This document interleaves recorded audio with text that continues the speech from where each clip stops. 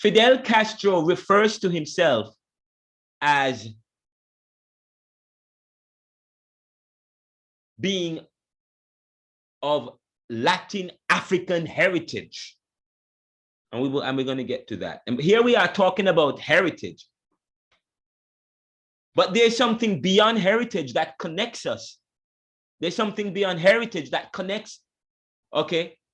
Even beyond the region, and you can still claim region because we talk about the Caribbean and it's part of the Americas, it's part of that new world.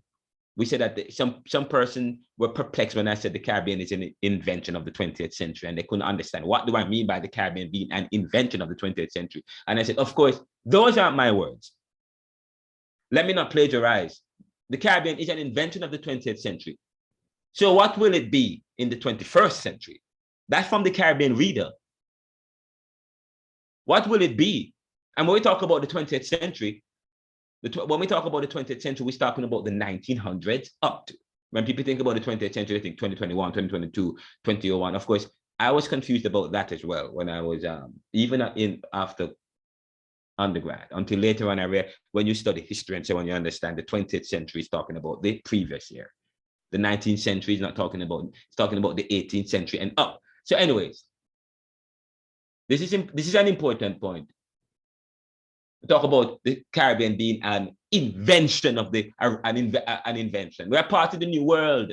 The Caribbean is part of the new world.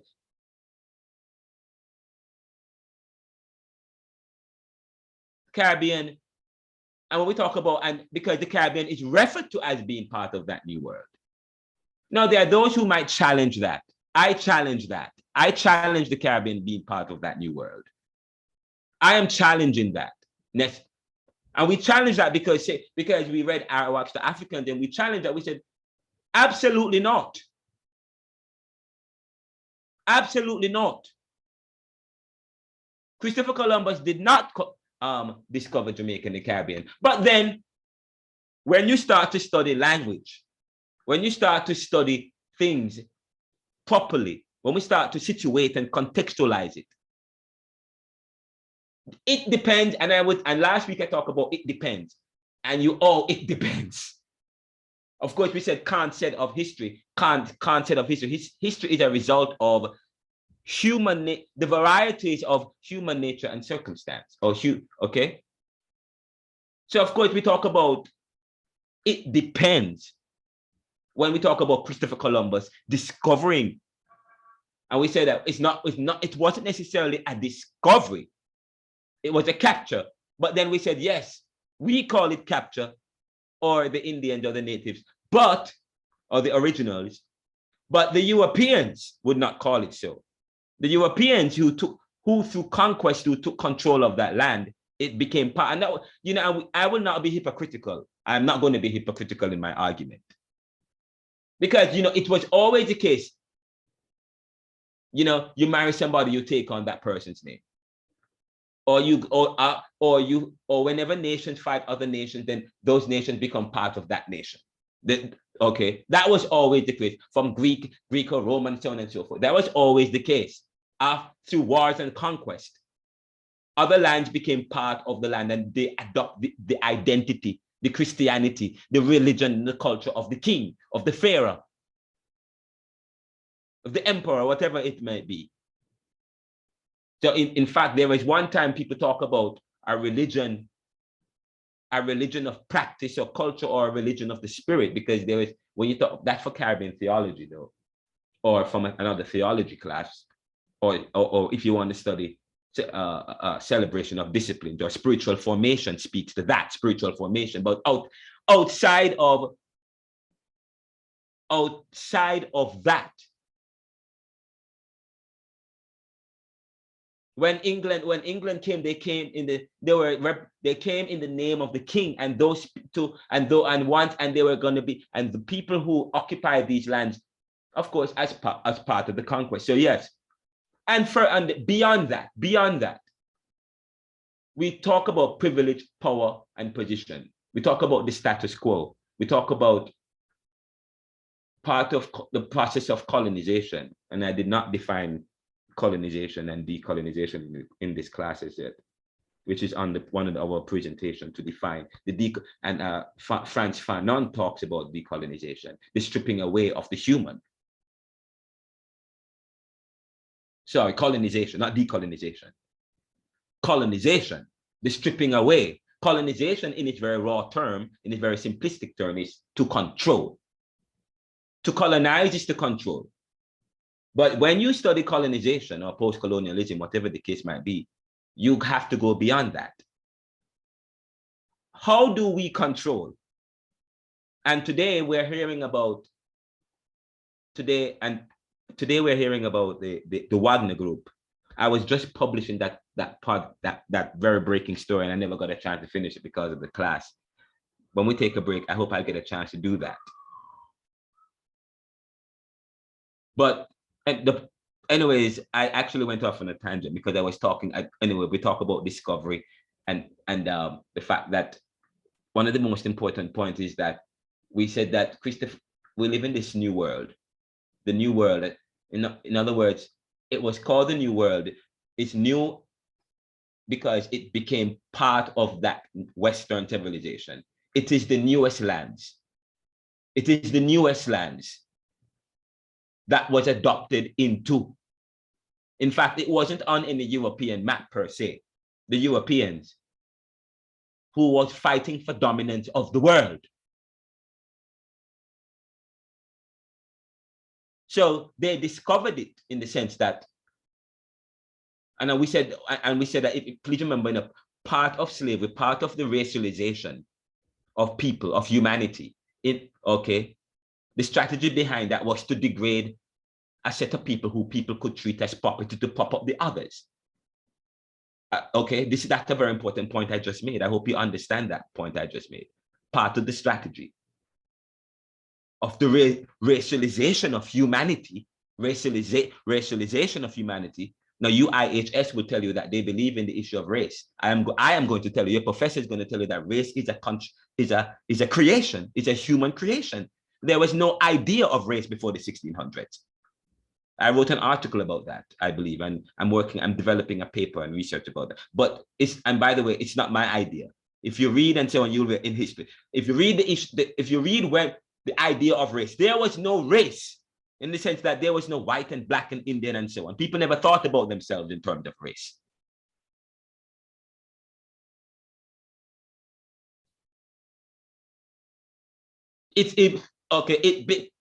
And when the theory of race was developed, it was not accepted as part of academia. It was not accepted as part of academia. And I'm actually, the reason why my screen is muted is because I haven't had a chance to really get myself ready. So I'm in my tank top and I have my white shirt. My assistant just brought my attire for class today, but I had to get into this lecture. I started talking about some other thing, but this is a very important issue I'm making about the about the issue of race. And when we study Caribbean, how far back do we go? We go far back because we talk about Kant talks about history is a result of the varieties of human nature and circumstances. And therefore, if that is the case, and according to the scholars from the Caribbean reader, if you were to read that book from cover to cover and get the essence of it, talking about the invention of the Caribbean, and I agree with them being an invention in more ways than one. We're an invention, and then we were made to be a dependent capitalist state. Yes. Now we will get to that when we watch the film Life and Death on Wednesday. That's if our professor doesn't come on Wednesday to come and share with us. If he doesn't come, chances are he will not come because he is swamped. And there is a very important issue happening in Haiti right now. So I suspect he will be here next week. That's great because I want an opportunity to have you watch the film Life and Death on Wednesday.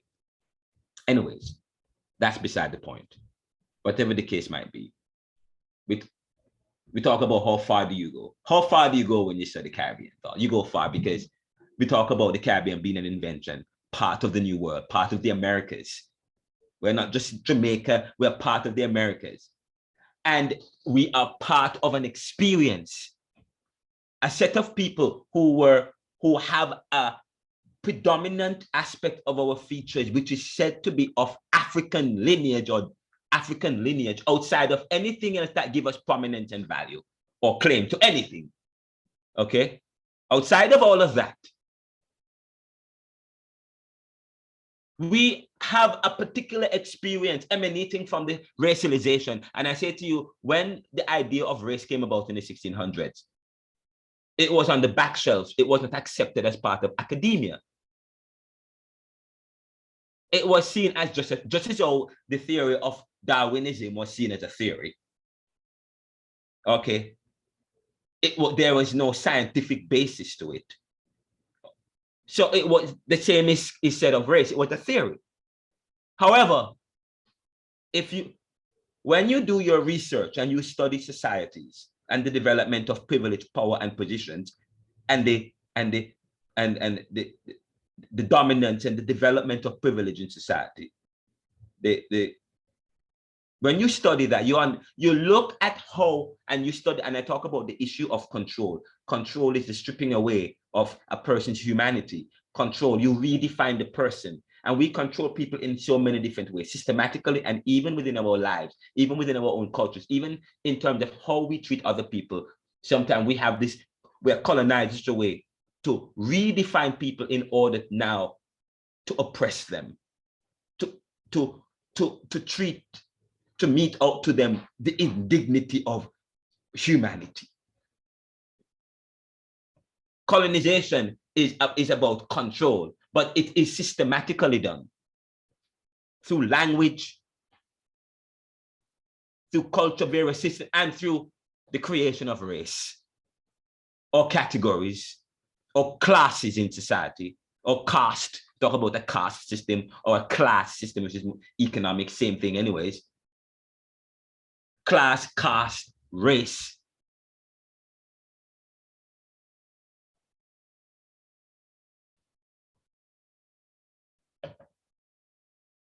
And then lumping people in some kind of categories, in some kind of way, as if we're part of this human race, as if we're competing. And to be honest, I say to you, we are part of a competitive world. When we got independence in 1962, that was great. Independence was what means a victory for nationalists. Nationalism is about self-determination, the right to self-determine, the right to self-govern, and to chart your way forward and so on. But then little did these Caribbean nationalists know what was brewing. What was brewing? The speed towards globalization. The world, okay, now we're moving towards globalization. Globalization is what? Globalization in its very raw definition is the crisscrossing of goods and services. Globalization is the crossing of goods, where goods and services cross borders.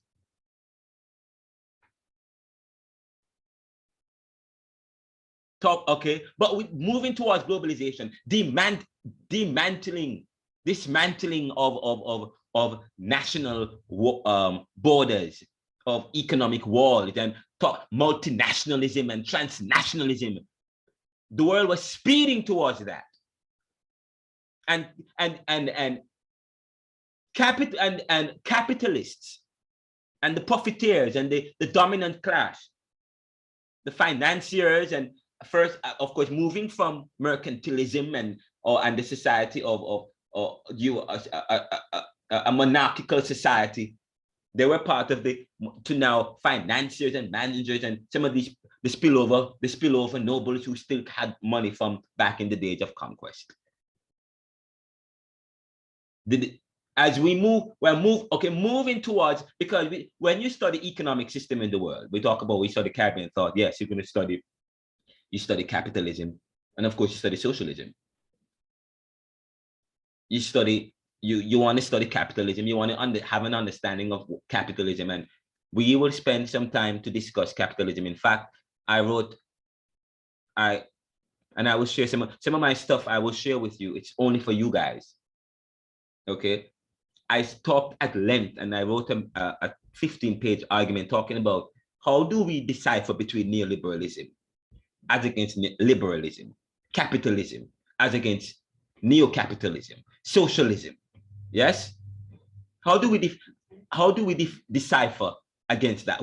How do we decipher? Now, when you study Caribbean thought, it involves looking at society's economics. It involves looking at what pertains in society, what kind of society we have in the Caribbean, what kind of society economic systems we have, and how does that affect us?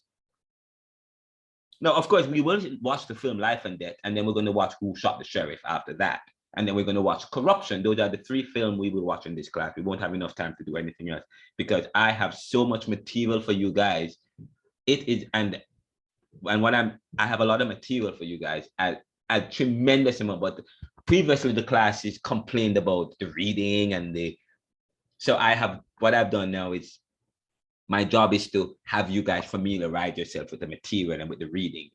Okay, familiarize yourself with the books that we have and what we talk about postcolonialism, and because you guys, we live in the Caribbean, and as academics and as theologians and social workers and so on, going out in the field, some of these concepts are very important.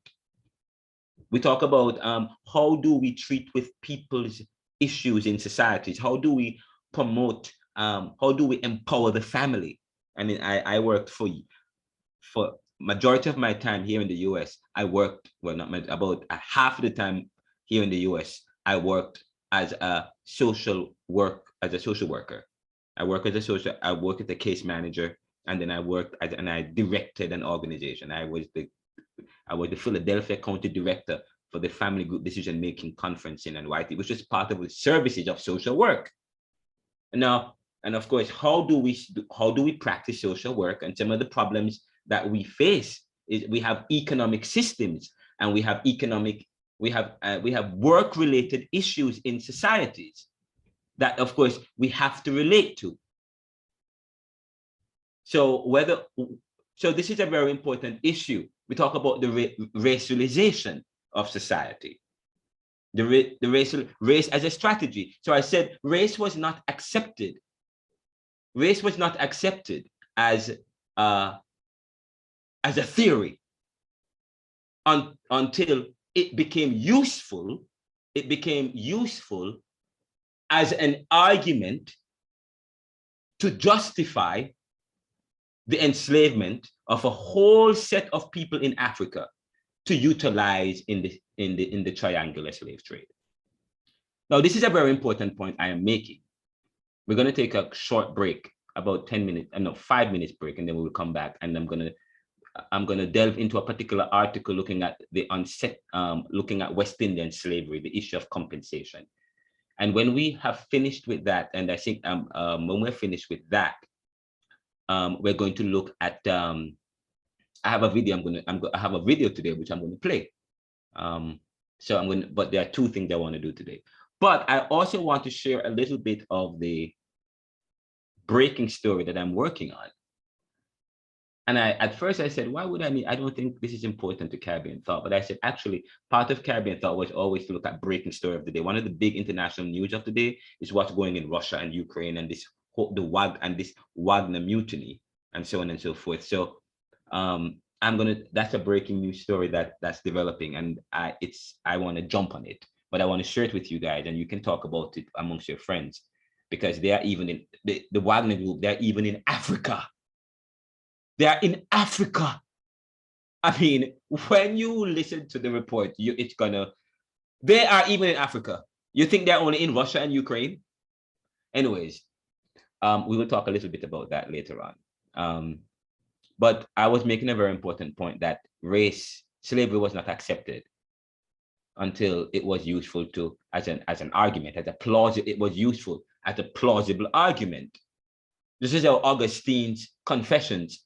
Augustine was not of Augustine became Augustine. When you study, I had the opportunity of studying Greek history, and Augustine came up in my Greek history. And when you read Greek, Augustine is a very important church father. But what happened before he became a church father? And when you read how his writings became engrafted into some of our churches, catechisms and so on, it's quite interesting.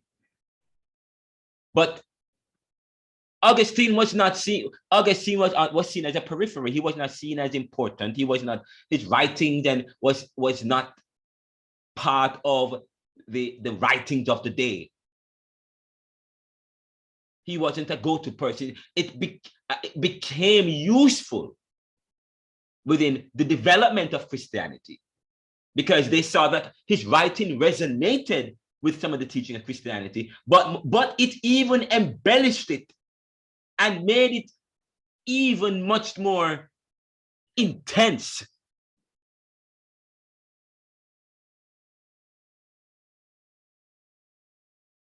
I wonder what else was made intense in our Caribbean development and experience.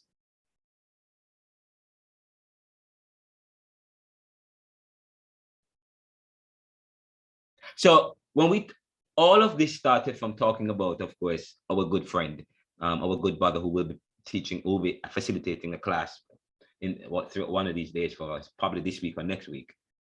And I talk about the fact that how his idea of demonstrate moving beyond the idea of heritage, linking it with experience. And even there are those who even force ripen apple, like Sailor James and Fidel Castro. That was how tight, that was how connected, that was the symbiotic relationship, not even symbiotic relationship. Okay. It went beyond that. The connections of the Caribbean experience, of the West Indian experience.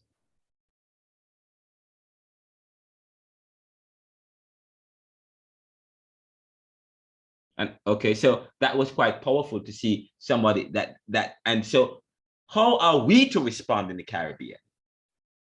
What takeaways are we to have when we see people who are working on those fronts? But there are those who say, I sound as if I'm preaching, I apologize. But I'm an ordained minister and I used to preach for years. But please excuse me. My professor at Penn used to say, boy, Renaldo, you sound so preachy. And she would apologize for me. She said, class, please, Renaldo is from a particular experience and he's going to be sounding preachy, but that is his style. So I apologize. But I say to you,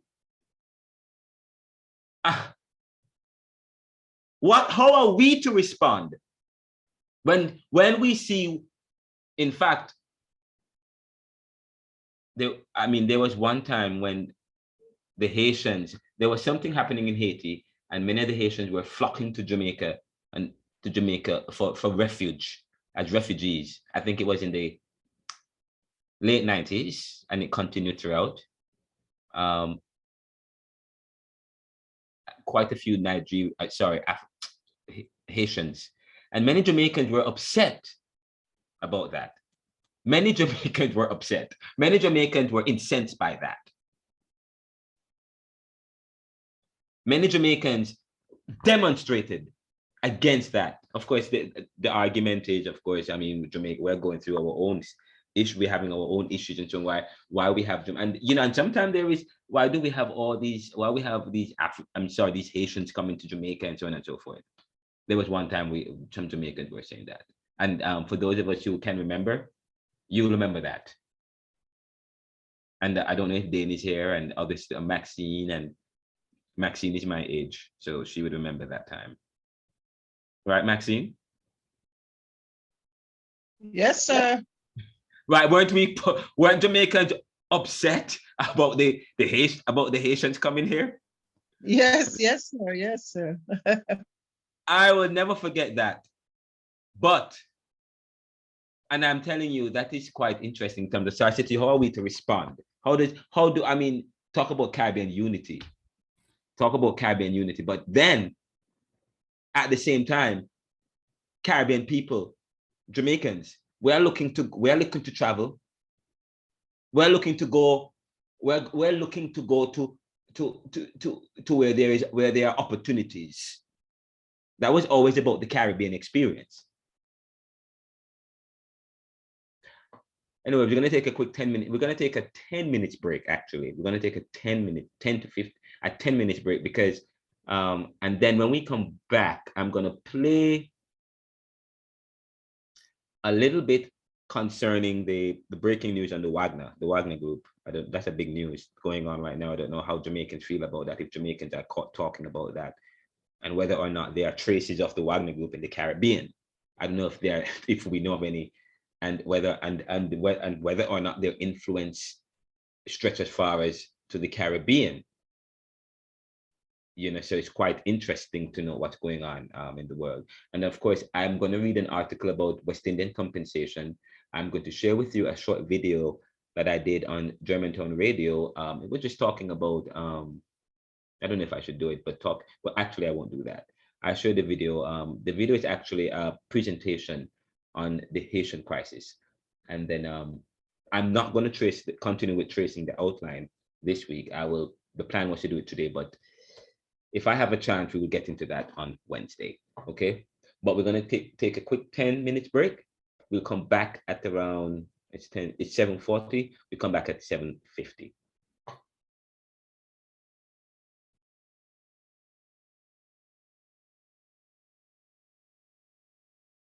Can I tell you that I published this episode? I mean, some of this on my podcast. That's good.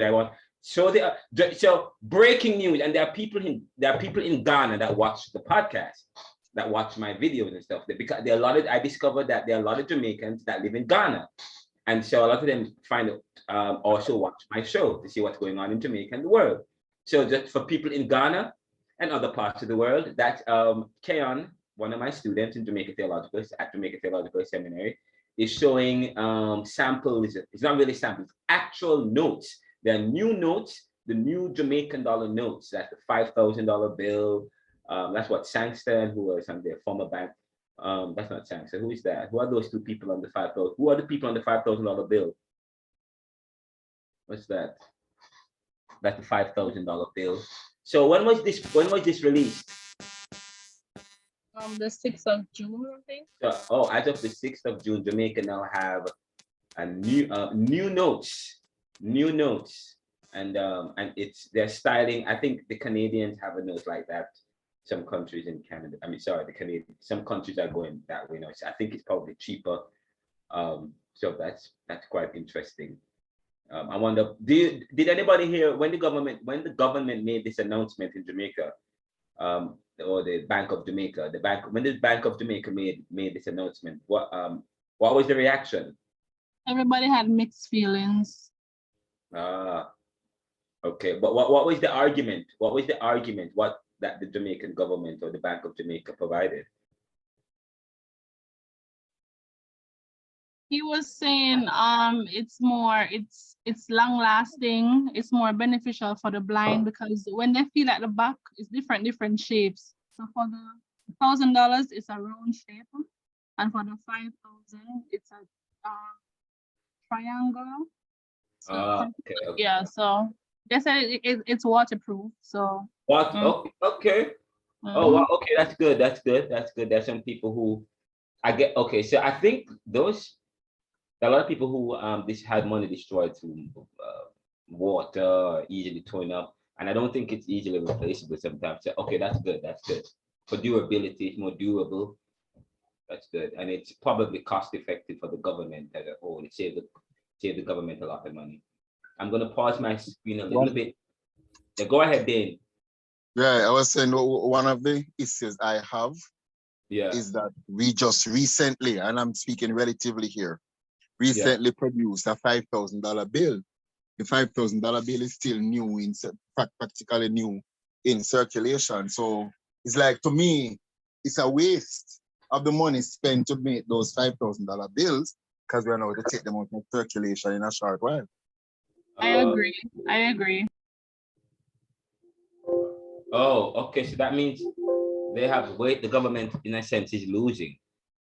But I guess in the short run, I'm not sure. So, what's the cost? Do you know the cost of how much? What's going to cost the government to replace, or are they replacing?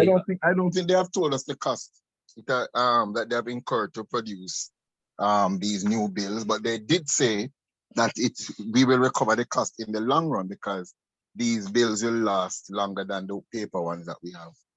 Okay. Ramin, you have a response. Go ahead. Yes, sir. As what Dane was saying, the government is saying that these notes will be, it will last longer on the market because they can't really get torn up on those stuff.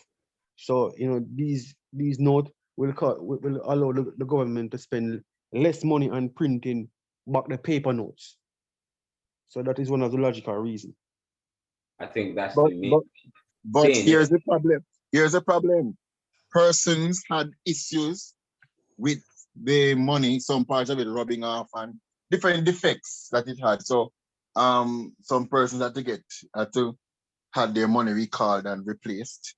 So I don't know now that the people are getting a hold of these monies. I don't know what will happen in terms of the defectiveness, the level of defectiveness that we might see across the board. So let's wait and see how much we are really gaining or losing in the long run.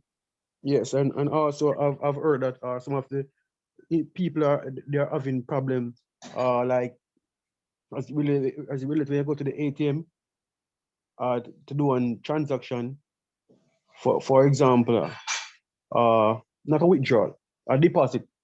Sometimes you can't deposit the money. So people are having those challenges.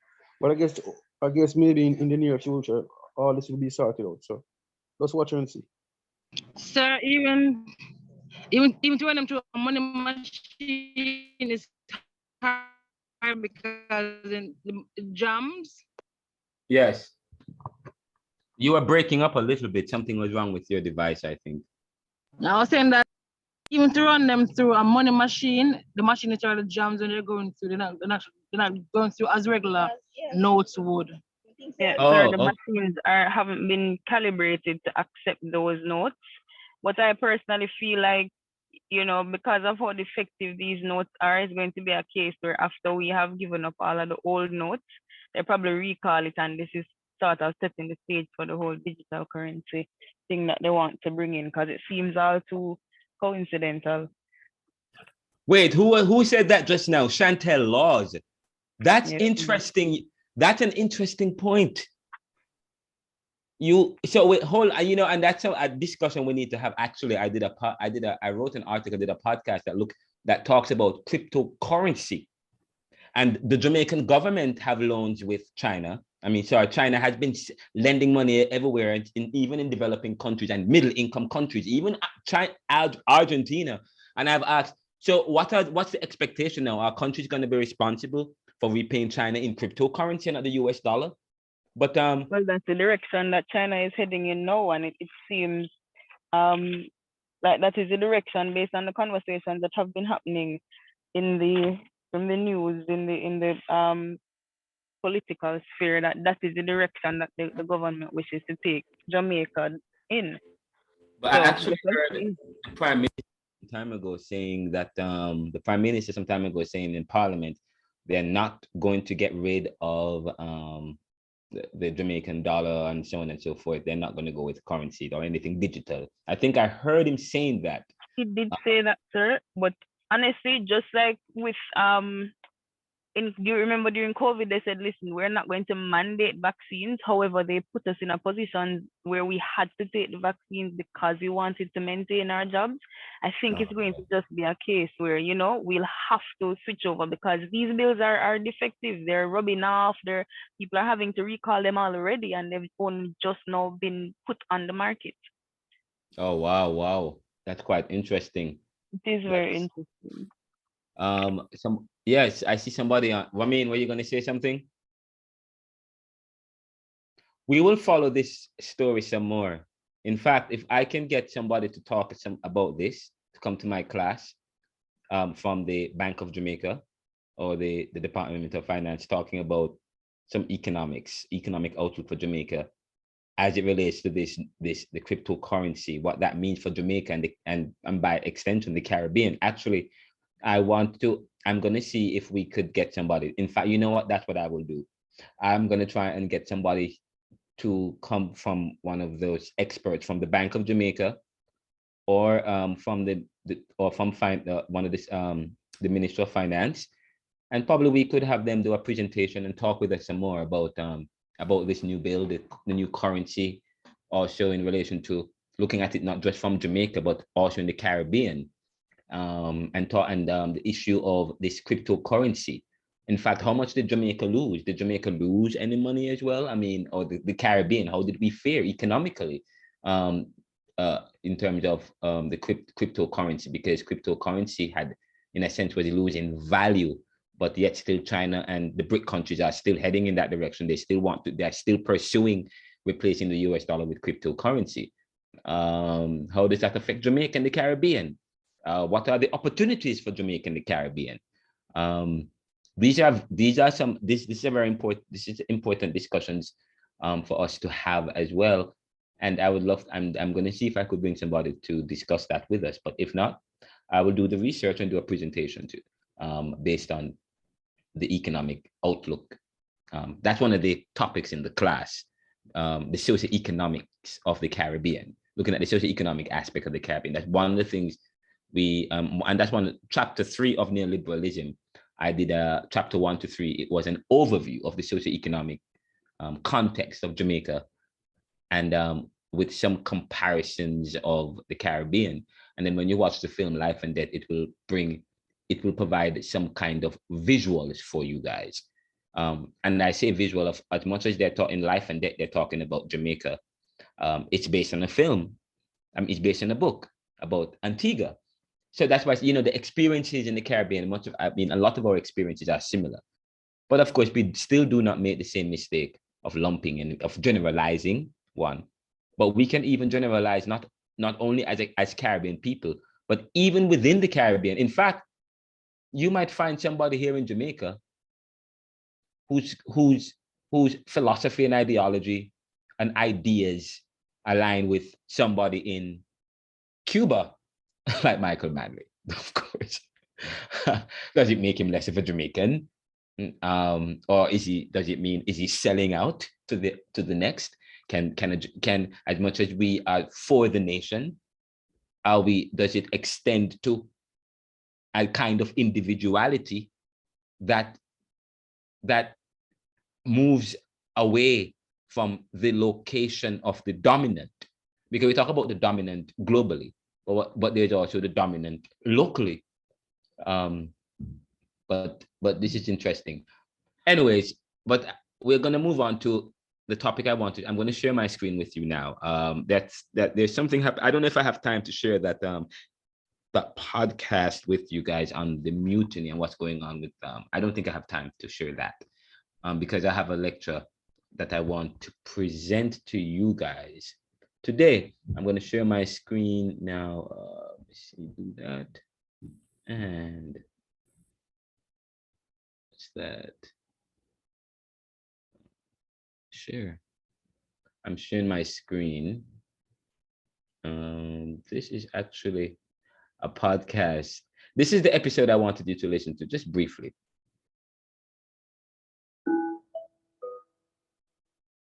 Good evening. I'm Renaldo McKenzie, and welcome to another episode of the Neoliberal Round podcast.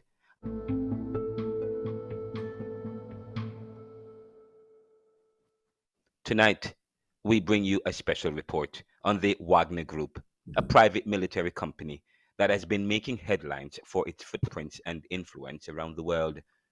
In an astonishing turn of events, the group's leader, Yevgeny Prigozhin, declared an all-out war on the Russian state, throwing Vladimir Putin's government and Ukraine war effort into crisis mode. But the Wagner Group's activities extend far beyond Ukraine and Russia.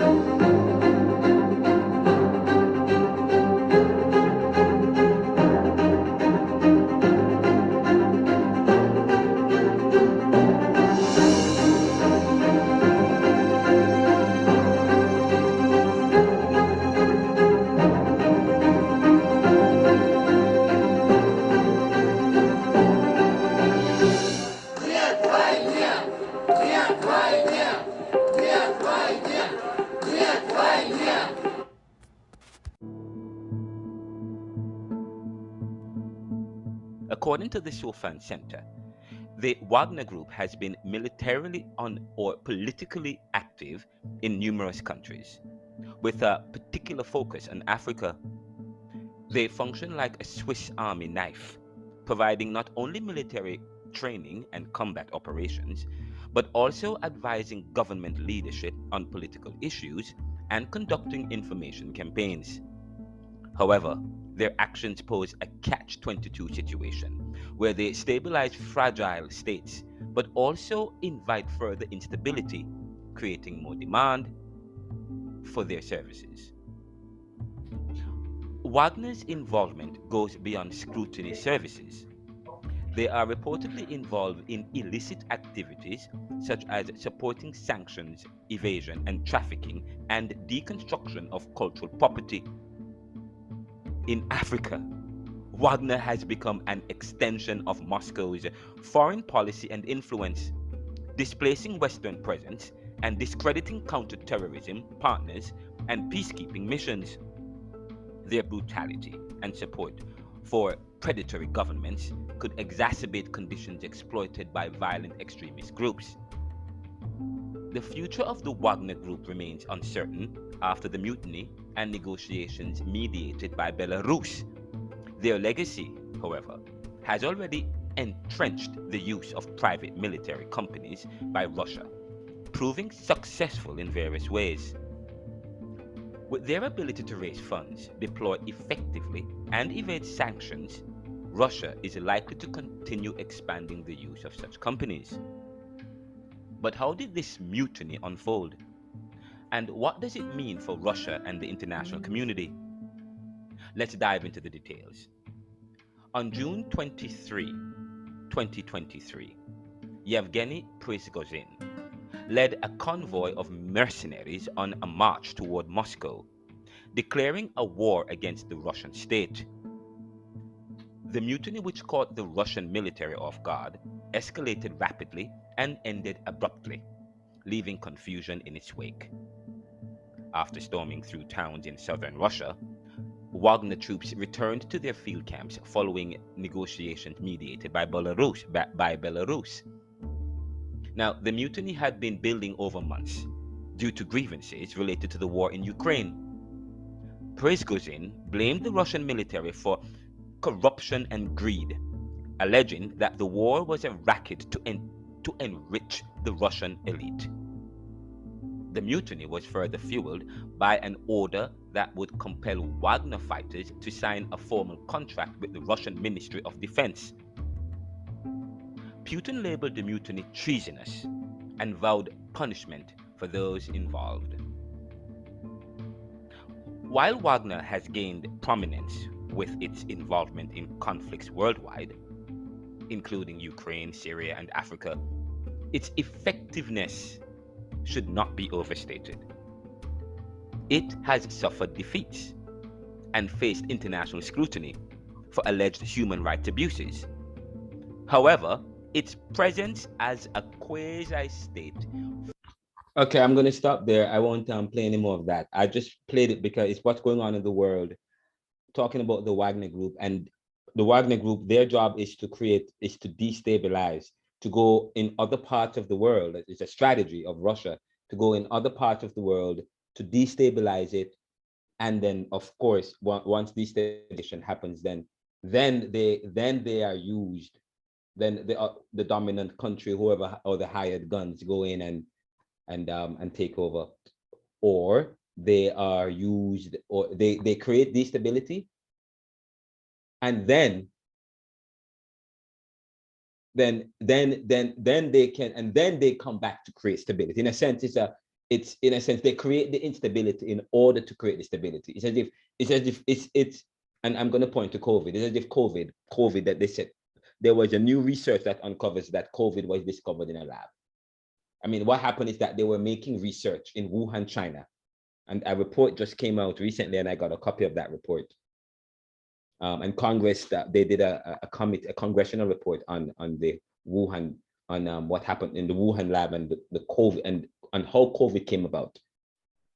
And when you look, and according to the report, of course, what happened is that They were the same lab that was making the research, the same lab that was making the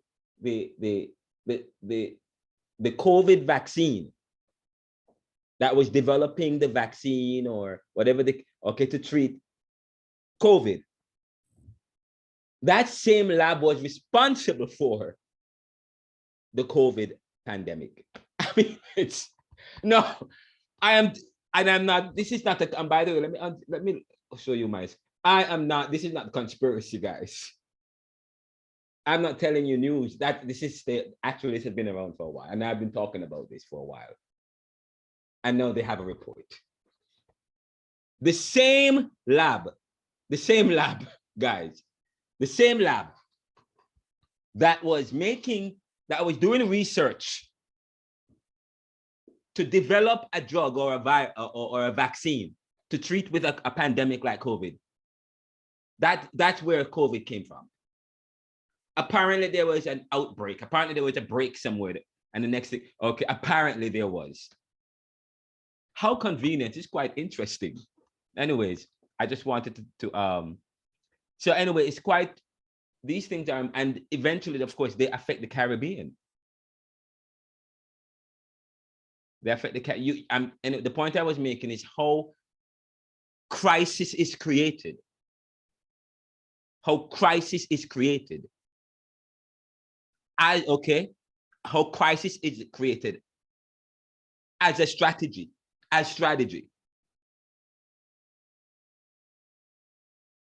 to provide opportunity for a few people. Billionaires, investors were already investing, and we're not going to cite the Chinese government, okay, because there were billionaire investors who had invested in this development, in this research. Billionaire here in the US and in the Western world. And now who are profiting from it. Some Americans did not get their extra funds because they said that they used it to pay for COVID vaccines. So some of our tax dollars went there, or tax returns or refunds. Some of our refund went there. But anyways, the Wagner Group, the Wagner Group is quite interesting that their operations go far beyond Russia. They are also in Africa. What plans do they have for Jamaica? What preparations what are we doing to prepare or for such groups like the Wagner Group? But countries had always done that, because when you look at even in the Caribbean reader, in the Caribbean reader, and they talk about 1980s, the People's Revolutionary Party of Grenada, and how Bishop was assassinated. He was first hailed as a savior and a hero, and the next breath he was killed. And of course, what you have, it was and the CIA, the CIA had a presence.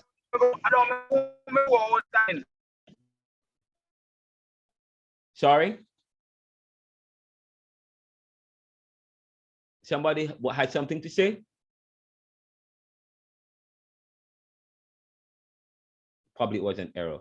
But the point I'm making here, which is quite an important point, talk about crisis, what happened in the 1970s with the oil crisis. Was that an oil crisis of strategy? Because what happened, we know that the Caribbean, many of the global South countries had to go to the World Bank and the IMF and the global North countries, the post-industrial countries, to get money, to borrow money, which ultimately led to their demise, their dependency, and their lack because of the 1970s oil crisis. The oil crisis, where they reduce oil production, which is strategy, which drives up the price. It's an issue of demand and supply. You drive, okay, Jamaica, we don't have oil, except for Trinidad and Venezuela and Guyana.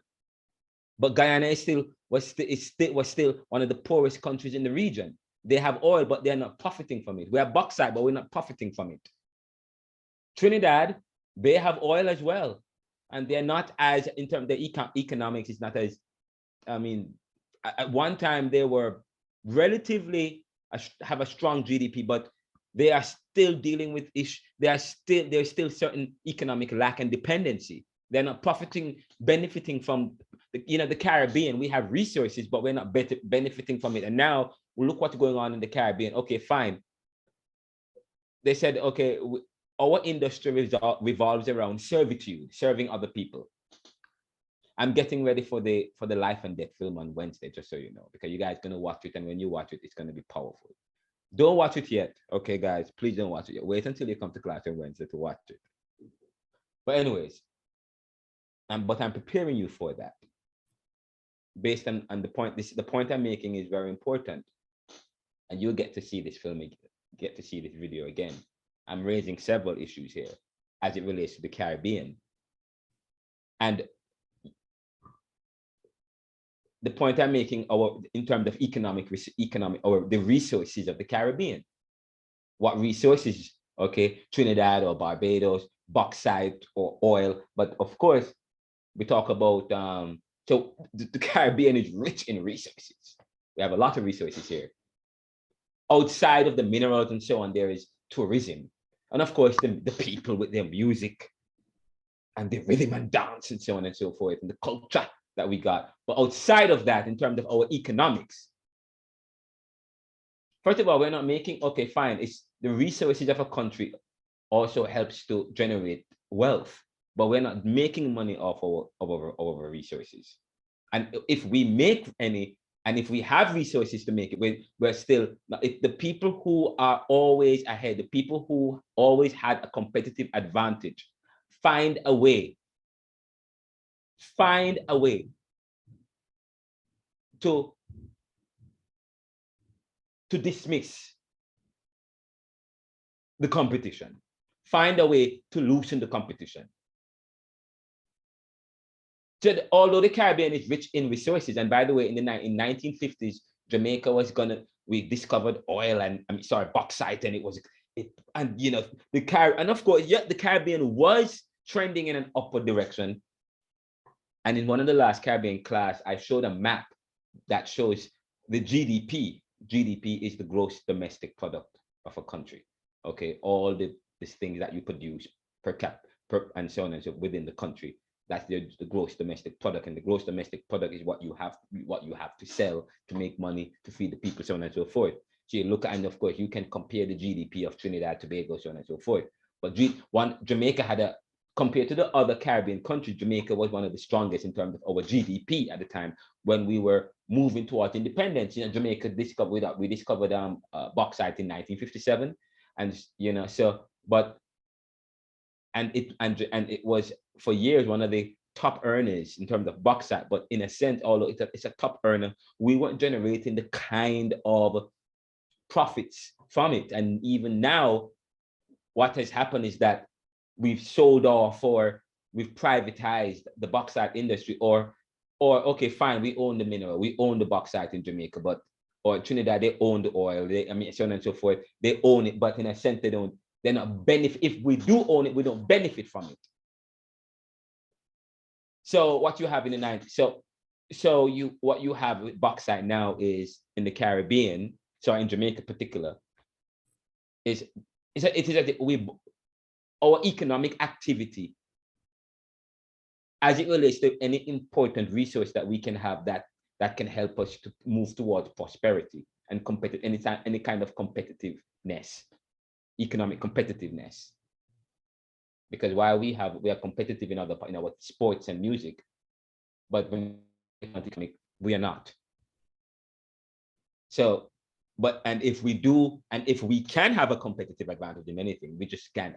It's the way. So we export the bauxite. We excavate it, or we mine the bauxite. But that's it. But then we sell the bauxite to Alpart or to some other company, and then we can't even. And then it is to mine the bauxite. It is so capital intensive. When I talk about capital intensive investment, And if you're gonna, in Life and Death, you're gonna hear Michael Manny talking about economic growth. By the way, there's a difference between economic growth and economic development. Okay, growth and development. Growth and development.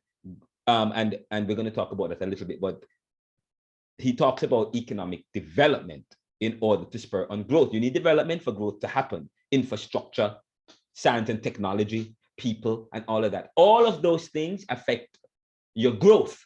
So the development as against the growth, very important distinction. Okay. So, and we talk about stages of development. But what has lacked, what has dogged the Caribbean, what has affected the Caribbean is our inability to utilize or to own or whatever, any kind of capital intensive technology that we need in order to do the mining or those serious technological. So although we own it, we still sell out some of it to Alpart and to other companies because it's expensive for us to do the mining. And okay, let's say we own 80% of that. We sell that out. So we export the raw material to the US or wherever, to the US actually. And we export it to the US and they use the bauxite to turn into aluminium and so on. And they sell it back to Jamaica because we need it. They sell it back to make our wires and stuff. And but I'm making a very important point.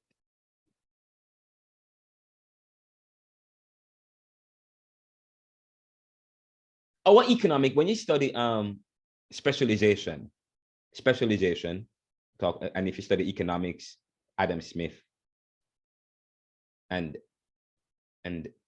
Taylor and so on, to talk about this scientific method.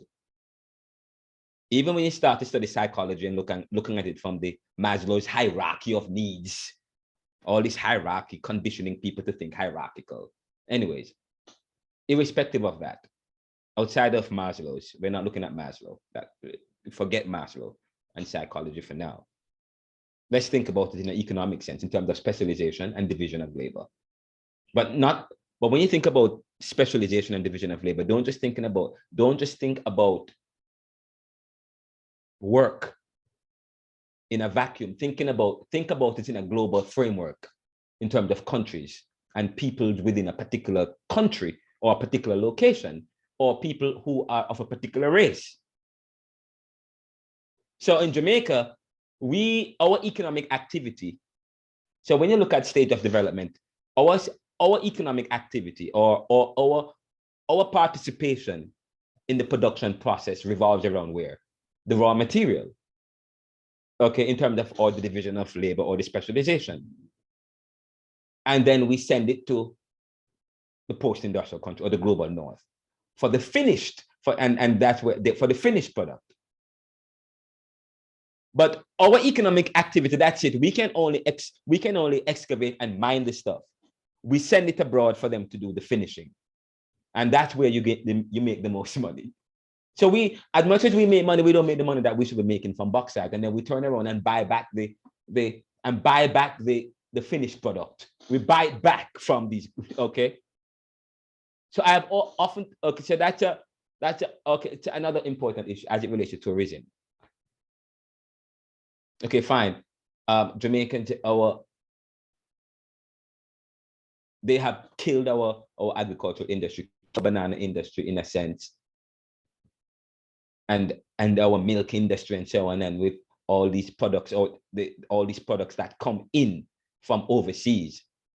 And of course we can do, and by the way, when you start to read, of course that was my study, that was my research, my research looks at this in depth and looks at the strategy and the period of penetration and what that means for the Caribbean and countries of the global south, how the global north was able to penetrate after we got independent in the 1960s, and we have pride all of a sudden, globalization, and then one of what helped to spur on globalization, the crisis of the oil crisis, okay, and then of course we go to the World Bank and the global north, these countries looking for money, and they said, and of course, yeah, and they place conditions on the loans. You have to do this XYZ. You have to sell yourself. You have to, again, you have to liberalize. You have to get rid of any notion of nationalism, in a sense. In a sense, you have the nation, but you don't really have it, in a sense, you know. But in a sense, it was good that that former colonies got independence, because when you look at it from the colonial master perspective, because okay, it was costing them a lot of money to carry these countries. It was okay, economically speaking, it's cheaper for countries like Jamaica and Trinidad and Guyana to become independent nations.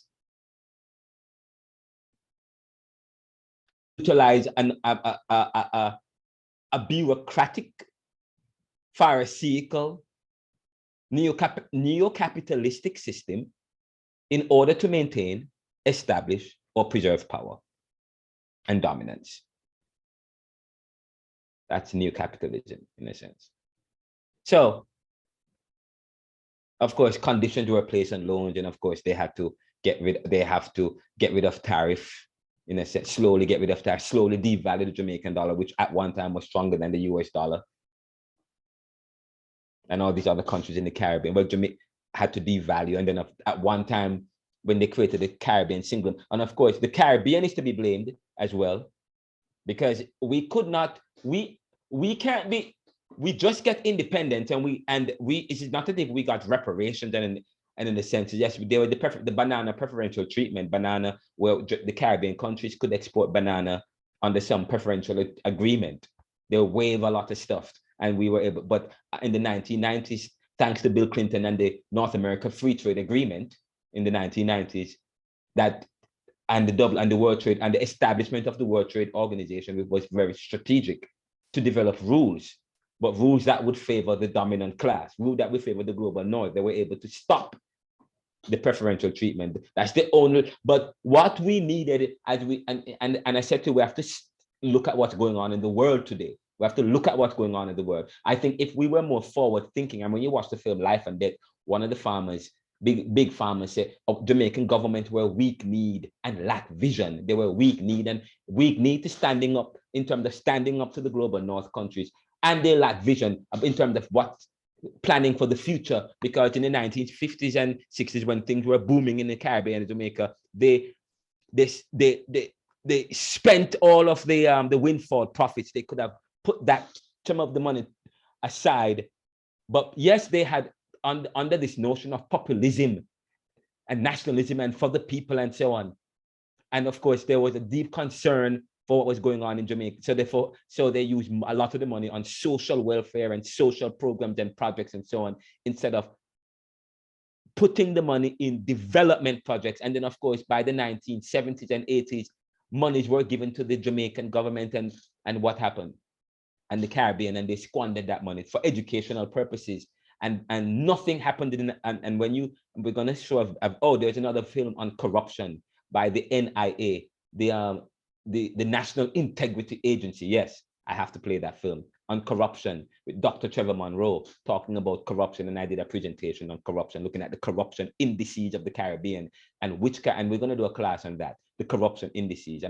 I'm going to do looking at the corruption indices. And when you look at the corruption, and there is a corruption index that studies corruption, a perception of corruption in the Caribbean today, and the figures changes. And when you look at the corruption, the map of the world, the darkest suggests countries where you have the highest corruption. And when you look at it, countries of the global south and newly independent countries and black countries, they have the most corruption today. They're the most corrupt compared to other parts of the world. I wonder why. Why is that so? Why do you think so? You don't have to answer that right now. But when you look at, so we talk about Jamaican government and the Caribbean government being weak-kneed and lack vision, okay? And or maybe they made deals with we call them the nouveau rich, or the people in the Caribbean that were the elites in the Caribbean. They made deals probably, but I don't know, whatever the case is. And of course, there's a book about that. Marcos in the 1960s referred to that. at the intercontinental conference of Latin countries and so on and so forth. Talk about how some of the elites in the Caribbean and Latin countries went to Paris and Miami and spending and living it up while their countrymen while leaving their countrymen behind. And so that's the kind of independence we had, where the new elites and the people vying for power took control and make decisions, not thinking about the future, about the oil crisis in the 1970s, about globalization and what that means for the Caribbean, and so on and so forth. But they made us into an island. Okay, but we promote they promote our tourism, but but sometimes I am very suspicious of this tourism. I said to people, oh, it borders around servitude. And then what's going on in Jamaica now? They're selling off the beaches and then erecting fences around the beaches. I'm from Hillshire. I'm from Johnson's Hill. I used to live in Johnson's Hill, Hillshire. My parents, we still have the properties up there. And okay, in Johnson's Hill, not in the beach, but the Johnson Hill, when you go to the roundabout and you go up, all the way around and go up that way. Okay, Johnson's Hill. And then, but of course, on the left, you have Fort Clarence Beach, and then you go way up and you have Hellshire Beach. Okay, you even go further on the right, you have Hellshire Park, and on the left, you have Sand Hill, St. George's Cliff, and then you have the Arawak Caves that used to be run by the urban development, by the UDC. And if you you go by at one time they were trying to, I don't know what's going on with Hellshire, but for now it's owned by the citizens. But I believe that they're building up two hotels there now, and hotels are dominating, and they're taking the best part of the beaches for the tourists and leaving the worst part for the locals. Doing the same thing that the colonial masters had done. But anyways, but the point I'm making, as if, so the tourism, and you find what's going on in the tourism today, the elites own the tourism. If it's not the elites or the Jewish family, it's people from overseas. While the locals, the majority of the people, serve the visitors, the guests, as part of the new kind of specialization and division of labor. Our specialization and division of labor borders around servitude. I paint a negative picture of it because I want people to get to understand that don't gloat in our tourism too much without studying the strategy behind it and looking at the situation that's going on within the population of the Caribbean and how our beaches are being sold off and who's making and the kind of profits that we are gaining from that. That's an important point. Why do I still have that up and running? I'm sorry about that. I should be sharing another. Here we go. So when I talk about international issues as well, because especially issues with what's going on in Russia. That's a very important issue. And we talk about the Wagner Group, talk about the evolution of the evolution of private military. And people who have the most money and the countries with the most money can utilize these private militaries. And their efforts in the world to destabilize the world, to establish or to re-establish, talk about re-establish, to re-establish, to re-monopolize, to re-control, to re-dominate through strategy. And so it's very important for, as Caribbean, as scholars, for us to study and to look at not just local dynamics in the world, but to look at international issues in the world. Now, so far in this course, I presented a lecture 2. We looked at what is Caribbean and what is the socioeconomic context. The Caribbean is an invention of the 20th century, where the Caribbean and the Caribbean people, American people, we just went through that a little bit. We didn't really delve into. Oh, we said that those are the questions that we will ask. We haven't delved into that too much yet. Critical thinking. This is part of the presentations we did previously. exploring thought and position, unveiling new discoveries of effective progress. We define critical thinking as thinking about thinking, so on and so forth. We highlighted the importance of reflection, challenging truths, and engaging with others. We talk about emphasizing the deconstruction of reality and the pursuit of progress through critical thinking. We're doing critical thinking in this class. Again, thinking about thinking and evaluating current and past truths. That is exactly what your professor or your lecturer is doing. We look at Descartes and his existential dilemma. We talk about Descartes' famous quote, "Cogito ergo sum," I think, therefore I am, and explaining Descartes' exploration of existence and the role of the mind in affirming reality. And his proof of existence is limited to one's own reality. And so therefore, that speaks to the issue of subjectivism and whether or not we can have objective truth or an objective reality.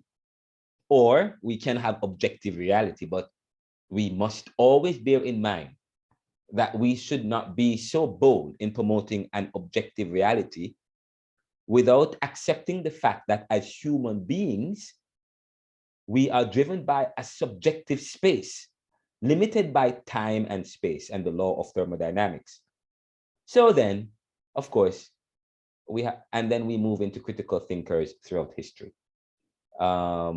Influential critical thinkers like Michel Foucault and his post-modernism, Immanuel Kant and Karl Marx. We will revisit Michel Foucault later on in this course, but he talks about institutions and how institutions help to sustain. And of course, somebody mentioned the issue of sociology and functionalism or social theory and so on. But in terms of Michel Foucault, on the other hand, he wasn't a functionalist. He looks at them, but what he critiqued society as look at how institutions play a role in maintaining or promoting a kind of knowledge. Okay. We highlighted challenges to existing knowledge and societal norms. We briefly discussed post-colonial and postmodern perspective, how critical thinking emerges within the post-colonial and postmodern context. Analyze and evaluate. We were doing a presentation on critical thinking, and we went through all of this already. And we were supposed to go to part 2. The Negro is not any more than the white man. And by the way, this was Frantz Fanon. Frantz Fanon made this statement. I'm saying that because I'm going to ask you that question in the let's go to slideshow. And let's go to from current slideshow. There we go. We are definitely going to oops, I think there's a way. That's good. Part 2, the Negro is not any more than the white man. The Negro is not any more than the white man. And that's from Black Skinned White Masks. To start a new anything requires a journey in a past that begins to tell our story. Again, to start a new anything requires a journey in a past that begins to tell our story. I keep saying that we're about reinventing the 21st century, and you as scholars, West Indian scholars in Caribbean thought, you're part of that story. You're telling your own stories, and you're revisiting your own stories, not just individually, but collectively. Now, when we talk about the Negro is not any more than the white man, that's a very powerful statement. And if I were to ask you what that means, I'm not, probably you will have many colorful things to say, but it's a quite powerful and revolutionary statement. The Negro is not any more than the white man. First of all, I did not make a grammatical error when I pulled that statement from Frantz Fanon's book. if I were to ask you what is wrong, okay, let me ask you a question, guys. Okay, I'm going to ask you a question right now, and let me hear your response. Franz Fanon wrote in Black Skins, White Mask, the Negro is not any more than the white man.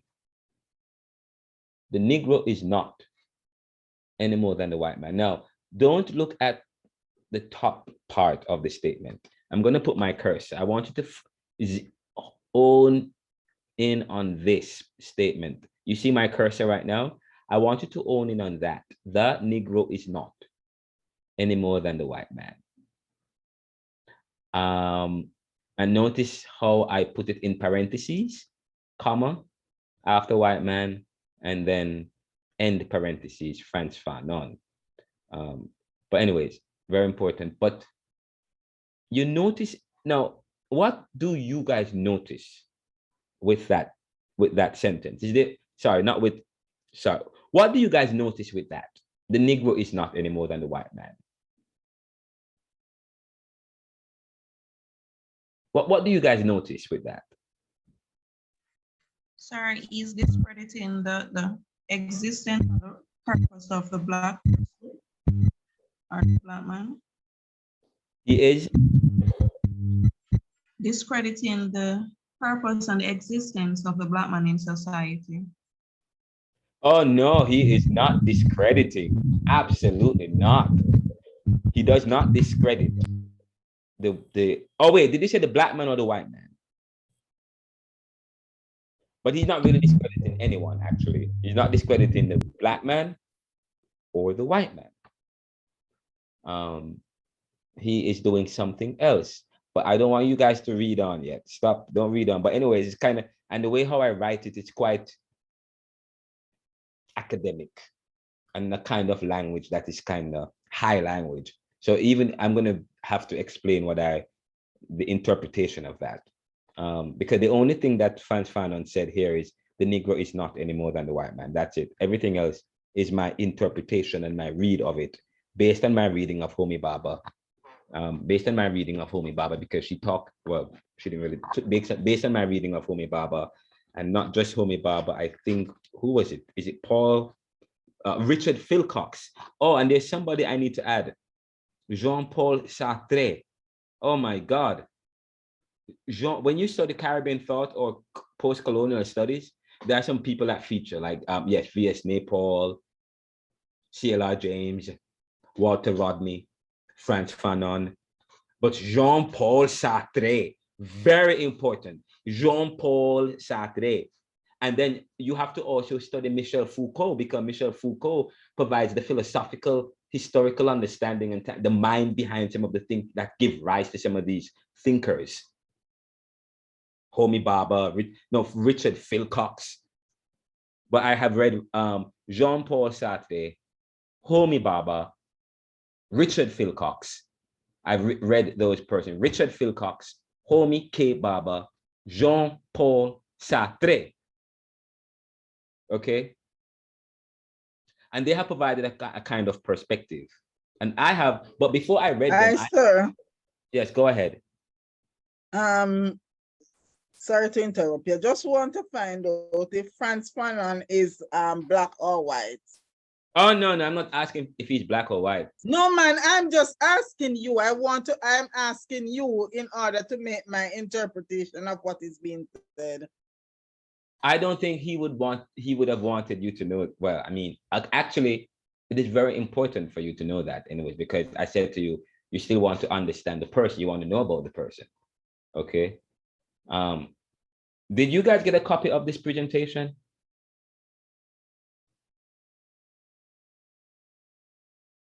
Did I send this presentation to you guys? Chantel, did I send this presentation to the class? Chantel? So you're breaking up. Did I send this presentation to the class?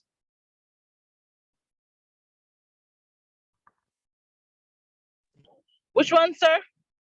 This one that I'm reading from. Did we send them anything on this presentation? No, we did not. No, sir, we didn't. Oh, wow, we need to, we didn't? Okay, what have we sent them? Okay, fine. They need to get a copy of this presentation. I thought I had sent this last week though. Anyways, okay, fine. Good question. He's on the syllabus. I thought you guys would have read him already. Okay, sir. But this is very important. Frantz Fanon is very important to this course. Now, whether or not he's black and white, he is black. He's from Martinique. Okay, he's from Martinique. And I will ask you, what do you know of Martinique? It was French, and it's a colonized island. It was a French colony, and Frantz Fanon was a psychologist, or like Sigmund Freud, a psychoanalytic theorist. But he was kind of groundbreaking in terms of looking at the psychoanalytic theory of man and combing it with this argument of empowerment and the whole issue of colonization and this freedom, this freed man. But I don't want to delve into him too much yet, because we're gonna, this particular slide, this presentation, as we go deeper into it, I talk about Frantz Fanon, and you will see that. But so now that you know he's black, who was it? It wasn't Maxine, was it? It was Susie. What I want you to look at is notice the statement. The Negro is not any more than the white man. And the first thing I ask you, is there anything wrong with this sentence? Let me ask you that. Is there anything wrong with that sentence? With the Negro is not any more than the white man? Suppose is there anything wrong with it?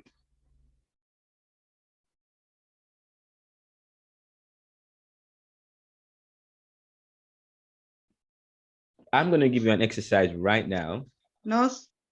And I want you to write in Word. Go on Word, or open up your Gmail or an email. Open up Gmail or Google, whatever you use, okay, and write, or use Word or Google Docs.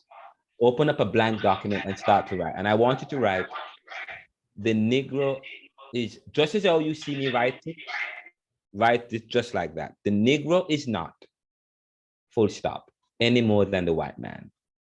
Full stop. Okay? Don't put a comma. I didn't put a comma there because it's part of a complete thought.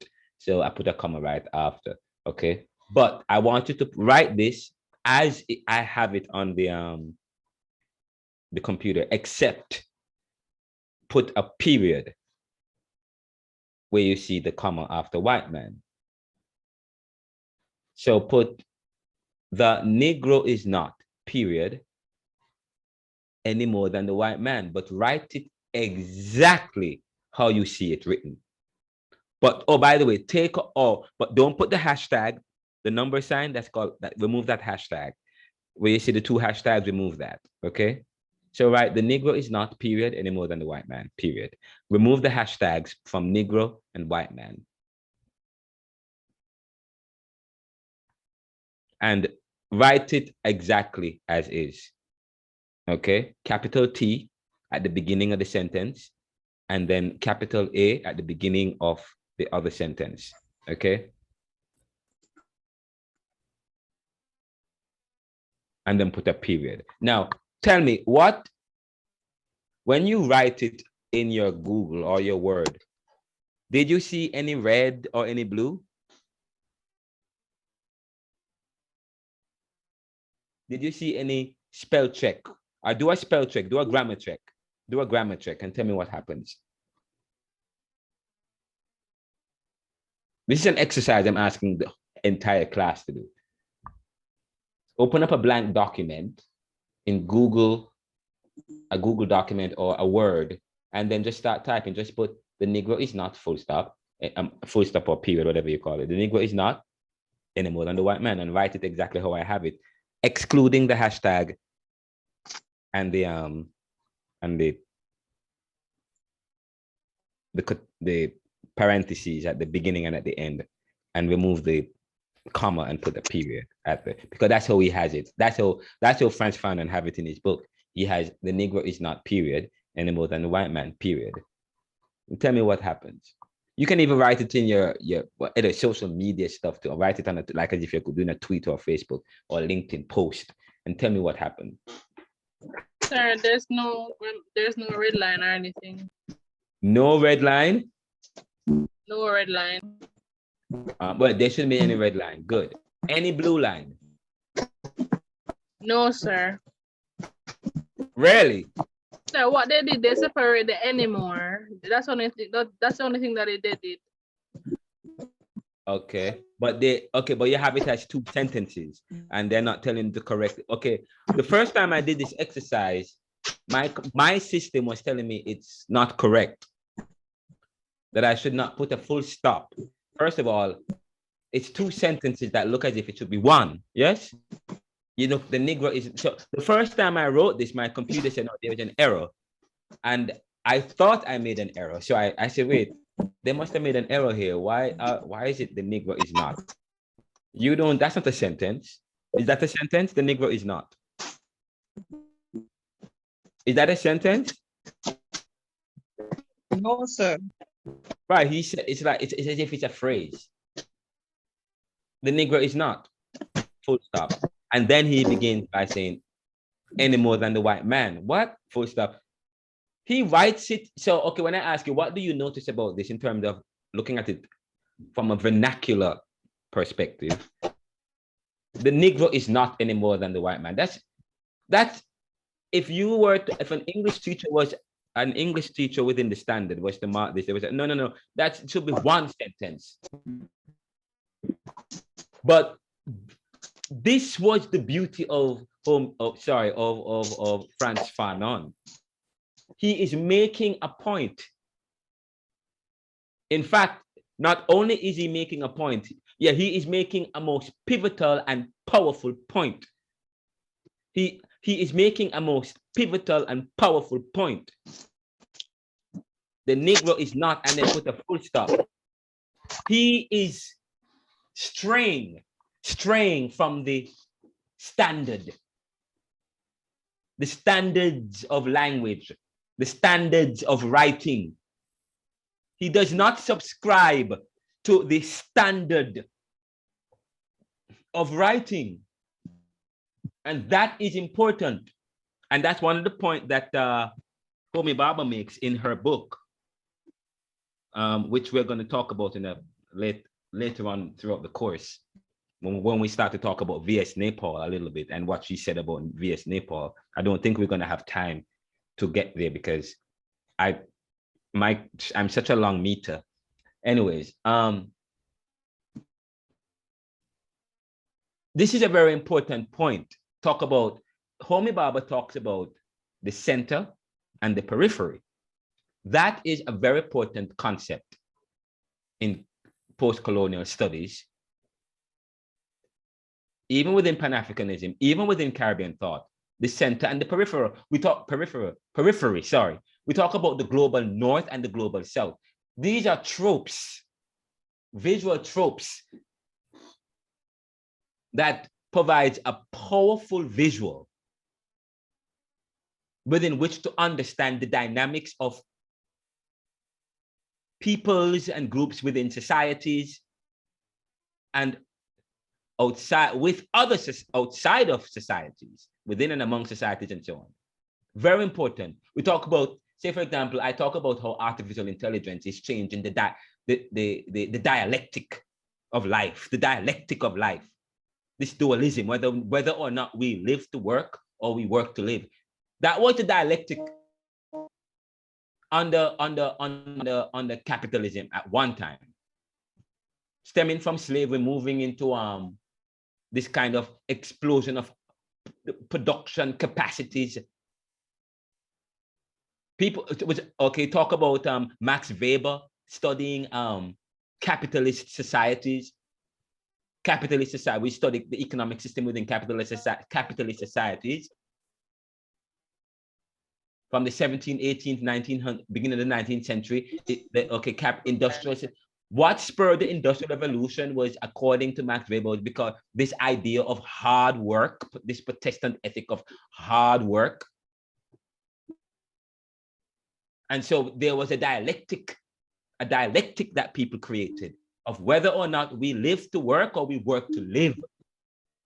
And even within a biblical understanding of life, so man shall work to the sweat of their brow. In order for us to work, to live, we need to work.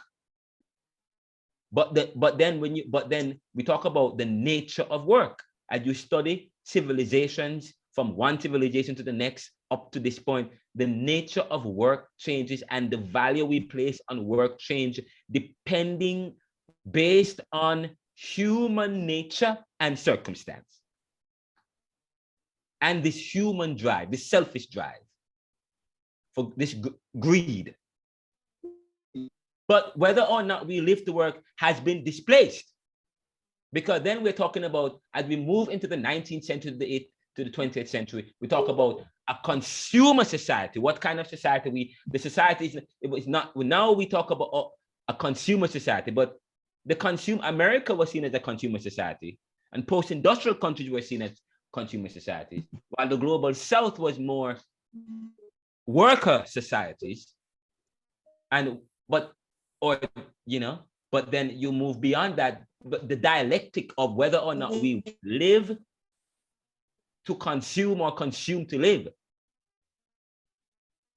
But no, that is displaced, because whether or not we work to consume or consume to work, because now we're looking at artificial intelligence and what artificial intelligence means for people, for humanity, and for human being and their work. Because artificial intelligence will replace work. So work is what we use to generate income. And people's work certain work carries with it certain value. And that value attracts a certain compensation and that compensation is what is used to determine as well class in society. And then certain people in society have access to certain education that predisposes them to certain work that will always help them to maintain their dominance and their status quo. Their dominance. But anyway, this dialectic of whether or not we live to work. And so one of the dialectic that we talk about is the periphery and the center and the periphery. Jadine, your mic is on. I'm making a very important point. The center and the periphery. The standard and the non-standard. Yes? Creole and dialect as against the standard. What is acceptable and what is not acceptable. The standard is acceptable. You operate at the center, that's acceptable. Those at the periphery, at the fringes, the Rastas, the Creole, a certain kind of writing and speaking, so on and so forth, is looked down upon because those things come from the subaltern. It comes from a kind of people and a kind of society that's seen as low-born or not high-classed. Anyways, but the fact of the matter is, Frantz Fanon does not subscribe to standard English and to the standard way of writing. That was his violence. That was his violence. So when I talk about violence being the opium of the people, of the masses, violence being the opium, the method to secure freedom and independence and so on and so forth. Yet violence is outlawed in a sense in some places. Anyways, that was his violence. It was where he disrupts the narrative. Yeah, you notice that disrupt the narrative. He disrupts the narrative. He disrupts the visual. He disrupts the standard. He goes against the grain. He goes against standard English of speaking to make a powerful and pivotal point. So he says the Negro is not, and put a period where a period doesn't usually go. It's supposed to be a comma, any more than the white man.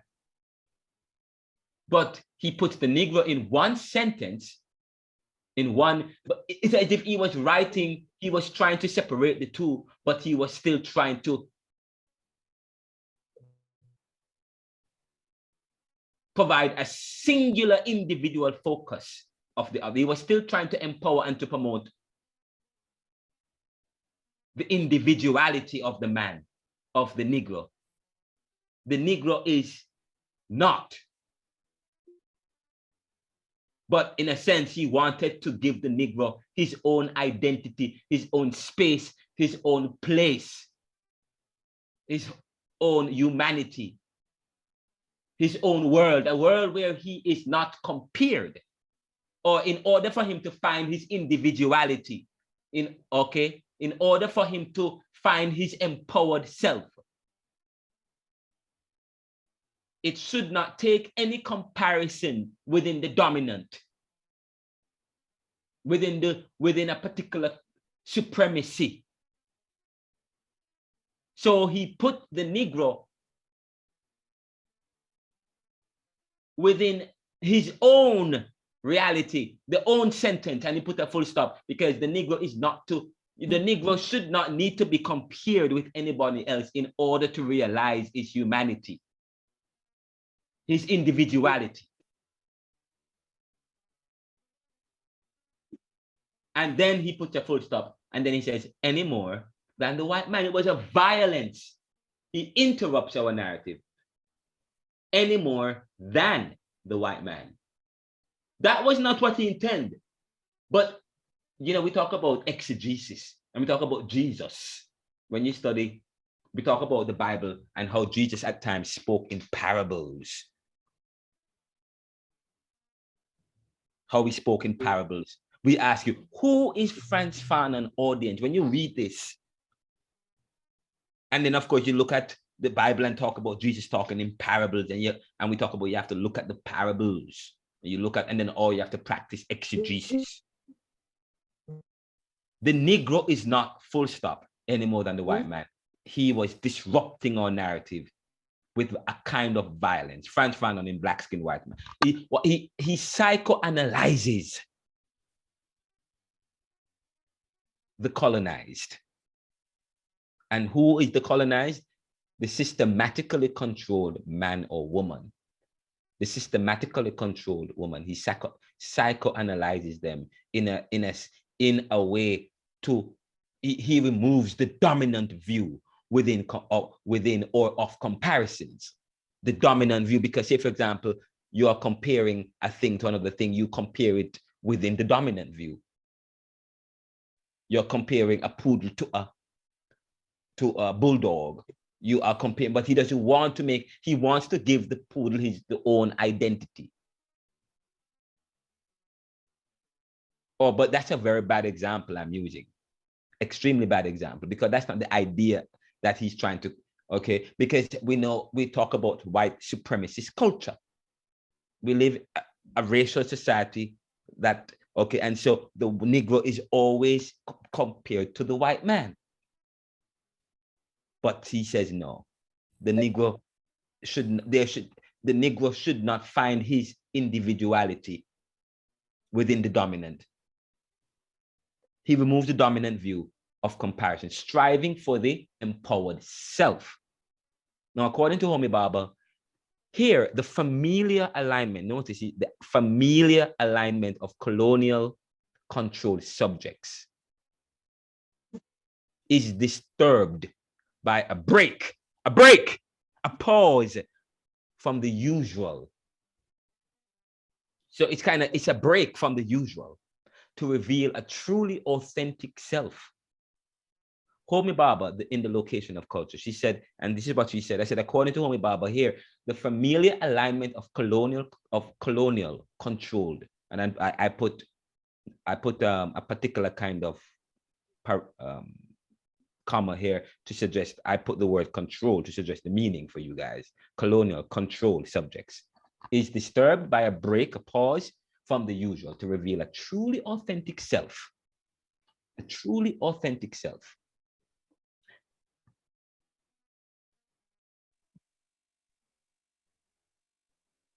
When we hear of Caribbean, when we hear of Jamaica or the Caribbean, when we hear of Jamaica or the Caribbean, we think of beautiful paradise with sun, sea, and sand, reggae music, cannabis, and Irie people like Usain Bolt, people who are living out their best dreams, desires, and lives. But neoliberalism analyzes this motif, this prevailing view, this prevailing idea. Motif is prevailing view, prevailing idea, motif. Given the historical and current economic and political situation of Jamaica and the Caribbean and the global South. In an attempt to escape the adverse realities of poverty, inequality, and injustice, the people of the Caribbean find them, the people of the Caribbean, in an attempt to escape the adverse realities of poverty, inequality, and the people of the Caribbean, the people of the global South, that includes the Caribbean, find themselves in North metropolises. I wonder what I mean by North metropolises. In North metropolises with very little agency and minimal change to their lives. In fact, except for the use of cleaning neoliberal waste, the immigrant is usually portrayed as an alien with 3 heads and big sharp teeth, seeking to steal and destroy the profit and disrupt society. As such, we will discuss Black, Brown, and Pan-African struggle for economic prosperity, justice, and freedom, and consider efforts, abilities, or inabilities to chart their own futures since decolonization and realize real, notice the word, real political independence and economic prosperity. Perhaps they are charting their own course by the few corrupt of the status quo, the few corrupt of the status quo.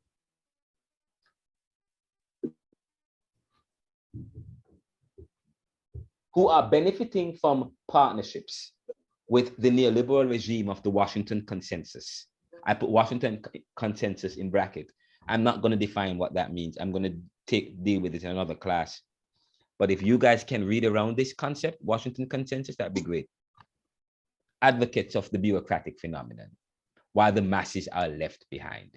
The masses are left behind. That's a very important point, which I'm going to talk about that in a little bit more, but I won't be able to talk about that right now. But and then I don't know if I had delved into that, but oh, come on now.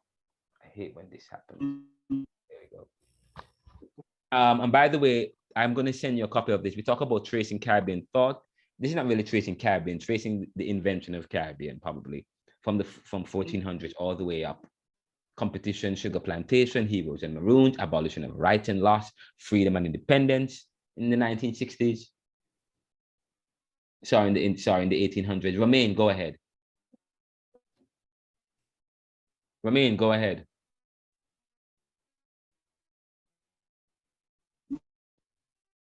Go ahead, Romain.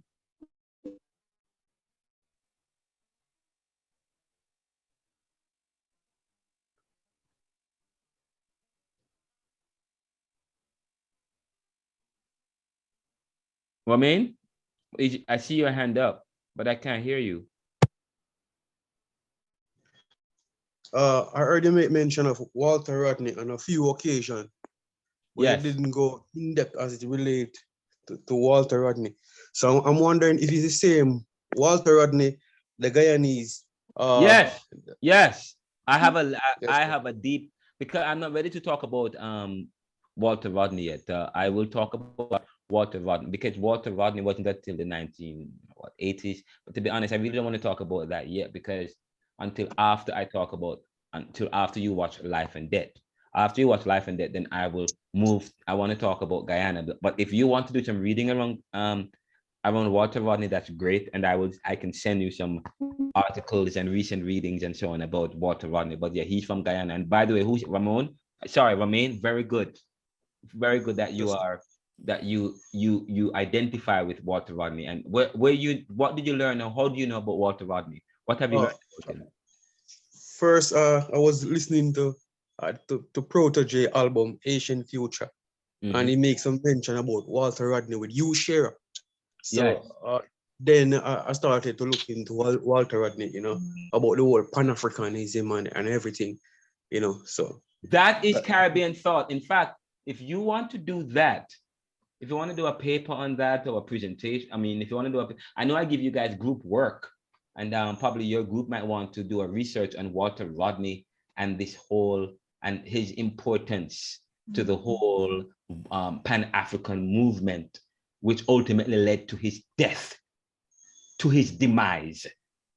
Just like Bishop in somebody else, another group could look at Bishop and Grenada, and Bishop and Grenada, and how with the People's Revolutionary Army and how they met their demise. And when you study how these people met their demise, it's like a thread. You see the extra how post-colonial, global, how countries, post-industrial countries have helped to affect the Caribbean and these diverse thinkers. I mean, if you study the 1940s, 50s, 60s, 70s, 80s, it was quite dynamic in the Caribbean. And we talk, that's why I say when I hear people talk about,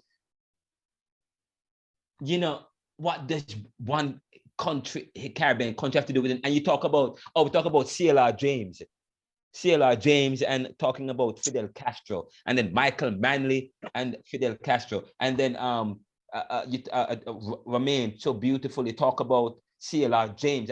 Oh my God, you're reading, man. This is beautiful. This is like putty. I feel like ending class now, to be honest. I love it. Talk about, because you know, no one has ever mentioned Walter Rodney in any of my Caribbean thought class, taking that initiative. So I find it quite powerful that you would do so. And please, and his connections with you, Shara, that means you were listening deeply. Not only did you mention, but that it shows how united we were in this fight, how connected these Caribbean, and how connected we are, and how Haiti is, as part of that West Indian or Caribbean experience, should be part of our concern. It's quite powerful, but the fact that you mentioned it, I would love for people to do some reading around those. And I said to people, you know, people ask what to do. I'm not putting any pressure on you. If you want to do send in a paper, great, that's great. And we could share it with the group. That's really good. We're going to talk about Hugh Shearer with the whole Guyanese situation leading to his demise. And of course, Bishop leading to his demise. CLR James as well. And a powerful and influential figure he was. We'll talk about them. But first, we're talking about external diverse. Notice I've been talking more about public Homi Baba location, of course, because some of these people have helped to shape our Caribbean thinkers.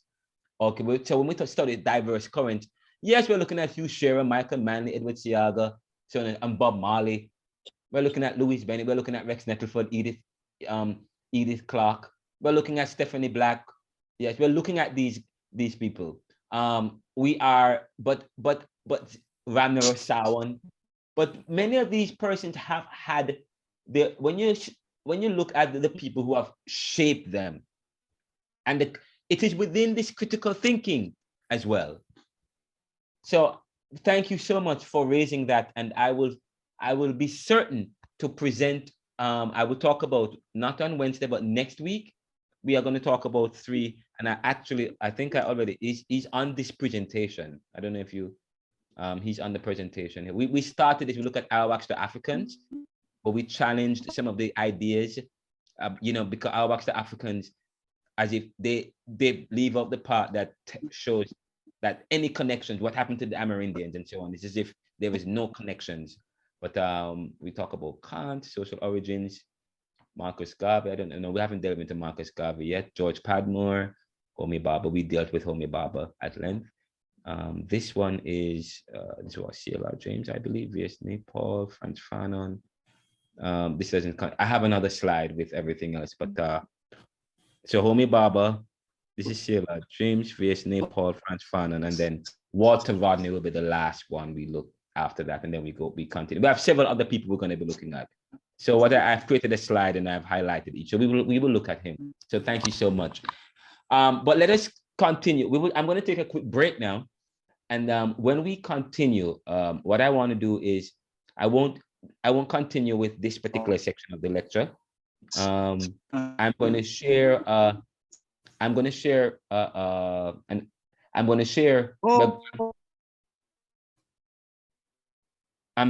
an article on West Indian slavery. I promised to share that, and then we'll wrap up. I was going to share a video with Mr. Brian Concanen. He actually came to the class last semester and presented. And what I was going to do today, since he didn't come, I was going to play that. But of course, I spent the entire time doing something else. But that's fine because he's going to come to the class anyways. But I still wanted to give you, because I don't want him to come and present. And by the way, his organization tweeted something about the issue of debt and foreign penetration.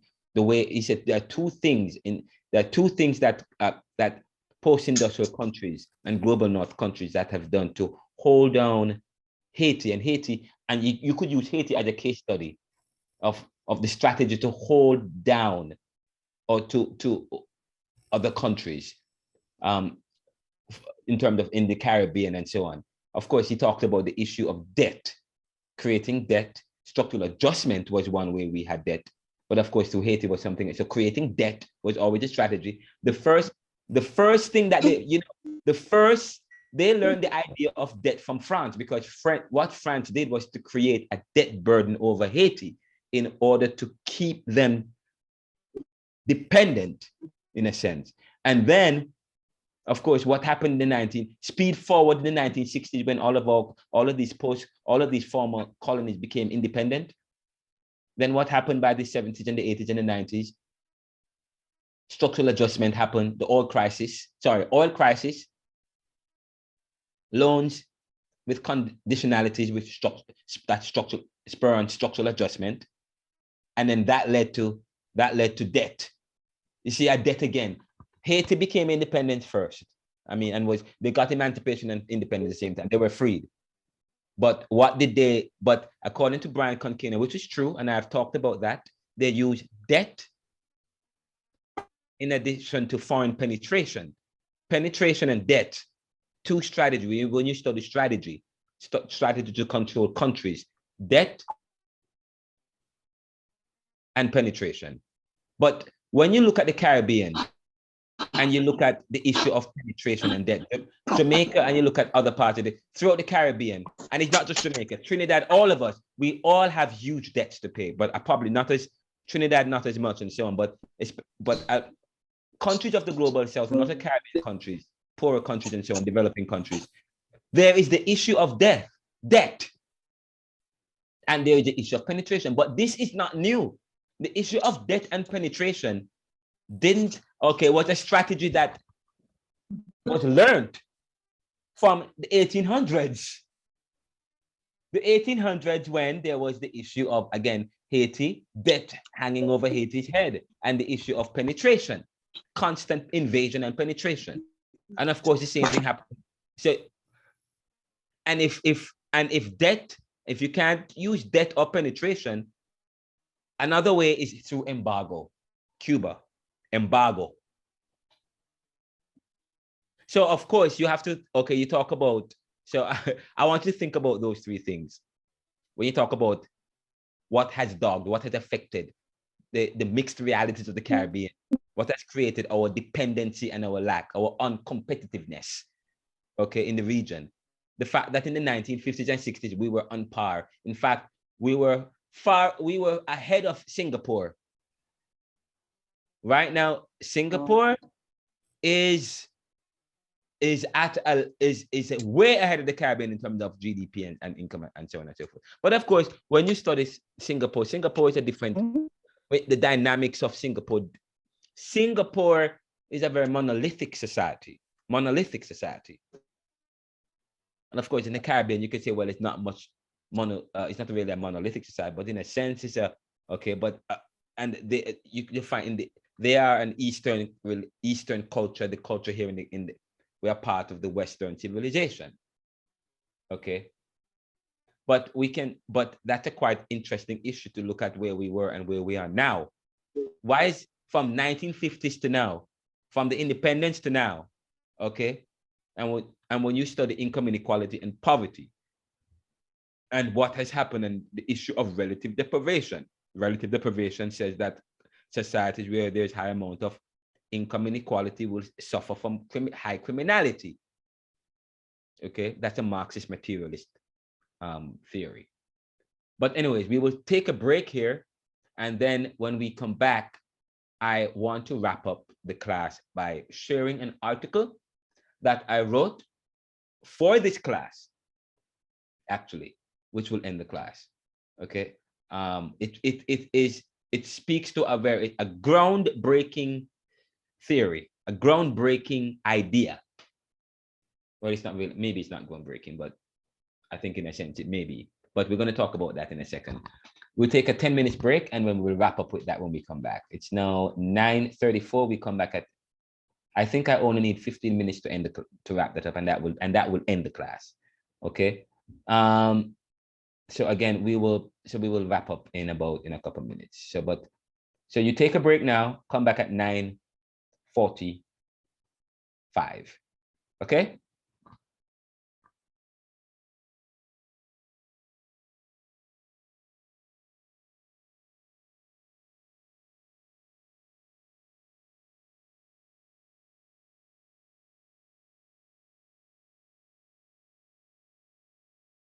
Morning and welcome to the Northwest Check-In right here on G-Town Radio, 92.9 FM WGGT LP Philadelphia, and online at G-Town Radio.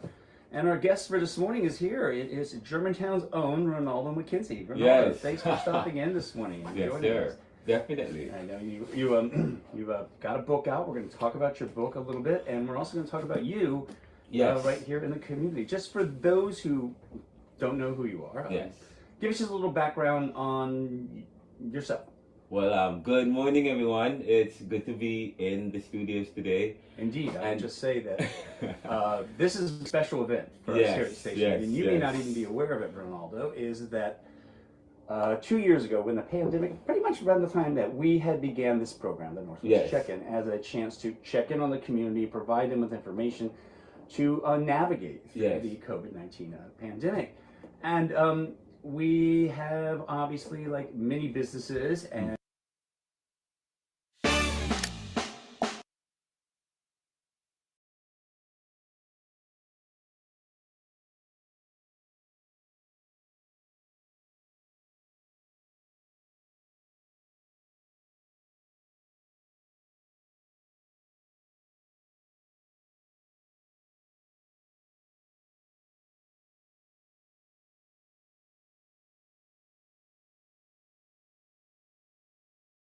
Northwest Check-In right here on Pen. But I got in there and I was able to, I got into Temple and Drexel, and then someone asked me to apply to University of Penn. Positive human opportunities for the human being, and University of Penn really grounded me. And I did a research and I was able to publish a book that looks at poverty, looked at inequality. And I think it was the book Life Jamaica, Life and Death, not the book, the Netflix film Life and Death by Jamaica Kincaid and Stephanie Black, which really given me this kind of interest in studying things of that affects the human, because we are about promoting positive human opportunities for the human being, and competitiveness and fairness. So I decided, let me study that, because I'm from Jamaica. What are the effects of globalization? Right. What creates the dynamics in the world that causes brain drain, that causes that kind of global south, global north dynamic? And when we talk about global south, we talk about the developing countries. We no longer use global south, and we no longer use third world.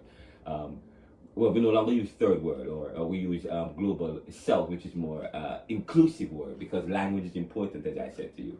So but I am about, currently I have graduated from Penn. I'm at Georgetown University to do my doctorate of liberal studies, and I'm a student of liberal studies. And liberal studies speaks to issues of ethics and human value. Issues of ethics and human value, because and I would encourage anyone to to be a student of liberal arts. So I study liberal arts. I study things that challenge the development of human society, issues that challenge our progress. And I've been here since 2009, but I actually moved fully in Philadelphia, in Germantown in 2012. Okay.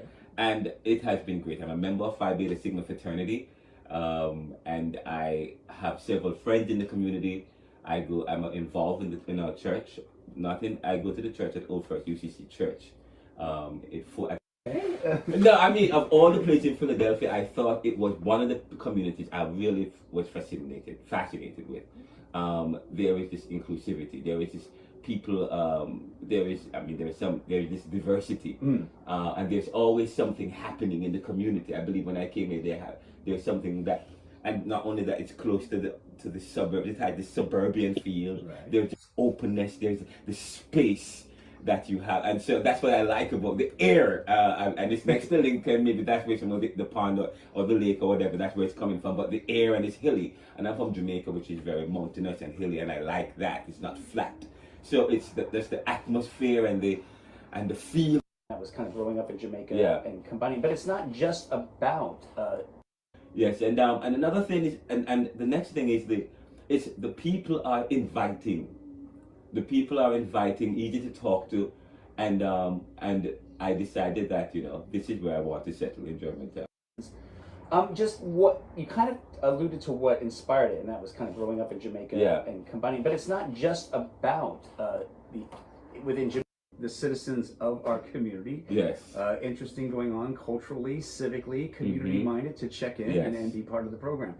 And we're getting just kind of touch on your book here. It's called Neoliberalism, Globalization, Income Inequality, Poverty, and Resistance. Just what you kind of alluded to what inspired it, and that was kind of growing up in Jamaica and combining. But it's not just about within Jamaica. It's a more broad book, right? The book, and the book was reviewed by Kirkho's Review and Online Book Club and several others. And I think some of the book reviewers would see, for example, Kirkho's Review said that it's an erudite analysis. It's an erudite analysis of Jamaica's economic history. But I wouldn't. But it's not just about Jamaica's economic history. It's look at the dynamics of human society. And sort of using Jamaica as a case study. Yes. Just for those listeners who may be unfamiliar, can you kind of give us a brief history of Jamaica and why this is a good case study? It's a good case study because, say for example, Jamaica, and just so you know, Prince William and Princess Kate, they went to Jamaica recently, and there is this huge, some Jamaicans are for the monarchy. Jamaica is still, England is still our head of state. The Queen Elizabeth is still our head of state, but Jamaica was a colony of Britain. But before so, of the Spanish, Christopher Columbus discovered Jamaica in 1492, and we were a colony of Jamaica. And after that, the English took Jamaica from the Spanish, and they started the slavery or the slave trade, and the sugar plantation. They started to do. So Jamaica was part of the whole slave trade, where some slaves came from Africa. And of course, and the slaves stopped in Africa, they provided spices and so on. So the slave trade, so they were part of that. But of course, after slavery was abolished in 1833 in Jamaica, the emancipation of slavery was in 1833, and the abolishment of slavery was in 1866. This was 30 years after the abolishment. What happened was that many of the slaves left the plantation, so there was indentured servitude or indentured labor, people from China and India. So you saw that so Jamaica is mixed up of Chinese, Indians, and cross-pollination. And so what happened is that Jamaica over time has since moved towards independence in 1962 in a way to develop and to carve their own history.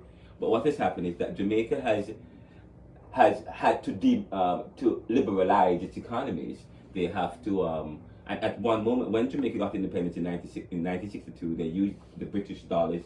They used sterling pound, and it went from the sterling pound to the Jamaican dollars, and they had to liberalize the economy. So they had to remove tariffs, deunionize, open up their economy so as to create penetration, because as they became independent, at the same time the world was speeding towards globalization. Right. You know what was going on in the world. So many of these states, Jamaica, Barbados, Trinidad, and many of the former Caribbean colonial countries, the countries that were once colonies of Britain, they went in the 1960s and in that period were affected by what was happening in the world. And of course, by the 1970s, they met with the oil crisis. And the oil crisis really affected these countries to the sense that they are vulnerable, and they're smaller states, and so and as a result they needed money, and they went to they went to the IMF and the World Bank, and they got and that's what we talk about structural adjustment. They created a plan with the WTO and IMF and the World Bank to help vulnerable states as the world moves towards globalization and the world moves towards crossing borders, including the Caribbean islands, because part of globalization is to cross borders. You want to facilitate this crossing of borders, the exchange that takes place between countries. But part of this exchange, there is this unfairness. What is this that creates poverty? What it is that creates inequality? What it is that puts people behind? So when I came to the US, I was interested in that. I wanted to find out, why is it that people in the Caribbean, people in the global south, why is it that their lives are so vulnerable compared to the other countries? And so I wanted it to be more interdisciplinary. And so that led me to the point of wanting to explore the issues of poverty, because I come from poverty in a sense, not really poverty but I come from compared to the US, I come from poverty, and the experience of poverty, as I said to you, is different. The poverty in the Caribbean that people experience is they have a bucolic society. In the US and post-industrial country, the kind of society is different. So I wanted to understand that, and the international arrangements that creates income inequality, poverty, and then explore solutions to that. And so of course when I came here, I started to I worked with Martin Oppenheimer and Walter Litt and some of these people to study this concept of globalization. And of course I was reading several books. Martin Oppenheimer was very influential in my life. But I wanted to understand, I was interested in globalization because Jamaicans travel, people of the Caribbean, the world is about travel. People travel, and I said in the book, people travel for opportunity. Right. People travel to get to the next level, and the world has always been about travel. But of course there are those who are preventing travel. There's the immigration issue, and I wrote recently, until we deal with the problem of immigration, or the problem of poverty and income inequality, or the unfairness within competition, or the unfair competition in society, we won't deal with immigration. So we won't fix the problem properly or resolve it. So you're saying that the immigration issues are really related to income inequality and poverty, because people are looking for greater advances. Yes, and improvements. yes. Okay. So people are looking to advance, and people have and travel. The story of America is the story of immigrants coming here looking for opportunity. The story of people in the global south and vulnerable people are people who are struggling, looking for opportunity, and travel facilitates and produces. Immigration speaks to that issue of travel, and globalization speaks to that, because globalization is about crossing borders, and we are to facilitate this kind of cross-border relations, or the exchange that takes place in humanity, because life is about people and how people relate. Life is about people and how people relate. And we talk about communication. Communication is to make popular what was the monopoly. Popular what was the monopoly. And so what we are doing, and globalization facilitates this kind of exchange, this kind of movement, and so on. But it also brings with it brain drain. Say, for example, I'm from, where the best and the brightest are leaving. So I wanted to understand all those concepts. The fact that people are moving and that they have to move. And at the same time, there are immigration policies that is preventing that. So one thing that I talk about is connectionism. I talk about the fact that the kind of Protestant ethic that drive us no more. It's not one of the Protestant ethic or the one of, that was what Max Weber says, hard work, savings, and so on. But it's one of nepotism and greed and connectionism, where people form connections and groups and association that and then create laws to govern that trade and to facilitate international movement. But more often than not, some persons benefit and others don't, and so that's what we have. So globalization helps to facilitate this, but in a sense there are winners and losers. Right. But why are there winners and losers? That was my question. I was gonna, what do you see causing this divide? Is it, Yes. I mean, on one hand we're talking globalization, Yeah. when you think about it from an economic and business aspect, you know, you start to go, okay, Yeah. it seems to be without getting into like a heavy-duty political Yes. discussion, it seems that those in the corporate larger scale are all for it when it benefits them, yet when they see the individual seeking the opportunity, that is frowned upon, yet Yes. it is still that the divide, it doesn't seem to be equal. So That is true. You know, I have said that. What I have said is that what has happened with the Caribbean or the people of the global South, or people who are not meaningfully involved in globalization that is neoliberalized. Right. And when I talk about neoliberalism or neoliberal, neo means new, liberal means free. So we're talking about breaking down barriers to globalization. But Michael Crozier talks about the bureaucratic phenomenon, right? And the bureaucratic phenomenon is, in a sense, a duplicitous, deals with issue of duplicity, deals with issues of hypocrisy or Pharisaicalism, where you say, do as I do, but not as I say. So what happened was that, say for example, the World Trade Organization and many of those international bodies are created. And when they were created so that persons can abide by certain rules and agreement that is to fair game and competition. And I've always said that I am for competition. Nothing is wrong with competition, but the problem of competition is, one, there are those who has already gained a competitive advantage in the world. And so if you have already gained some kind of competitive advantage in the world at the expense of others, and now you're moving in a globalized world, we have to facilitate their inclusion in the world. We have to try to facilitate their development in the world. And so what has happened is that when organizations came together with rules and guidelines that would say, for example, talking about structural adjustment policies to regulate the economies, certain guidelines have to be fair.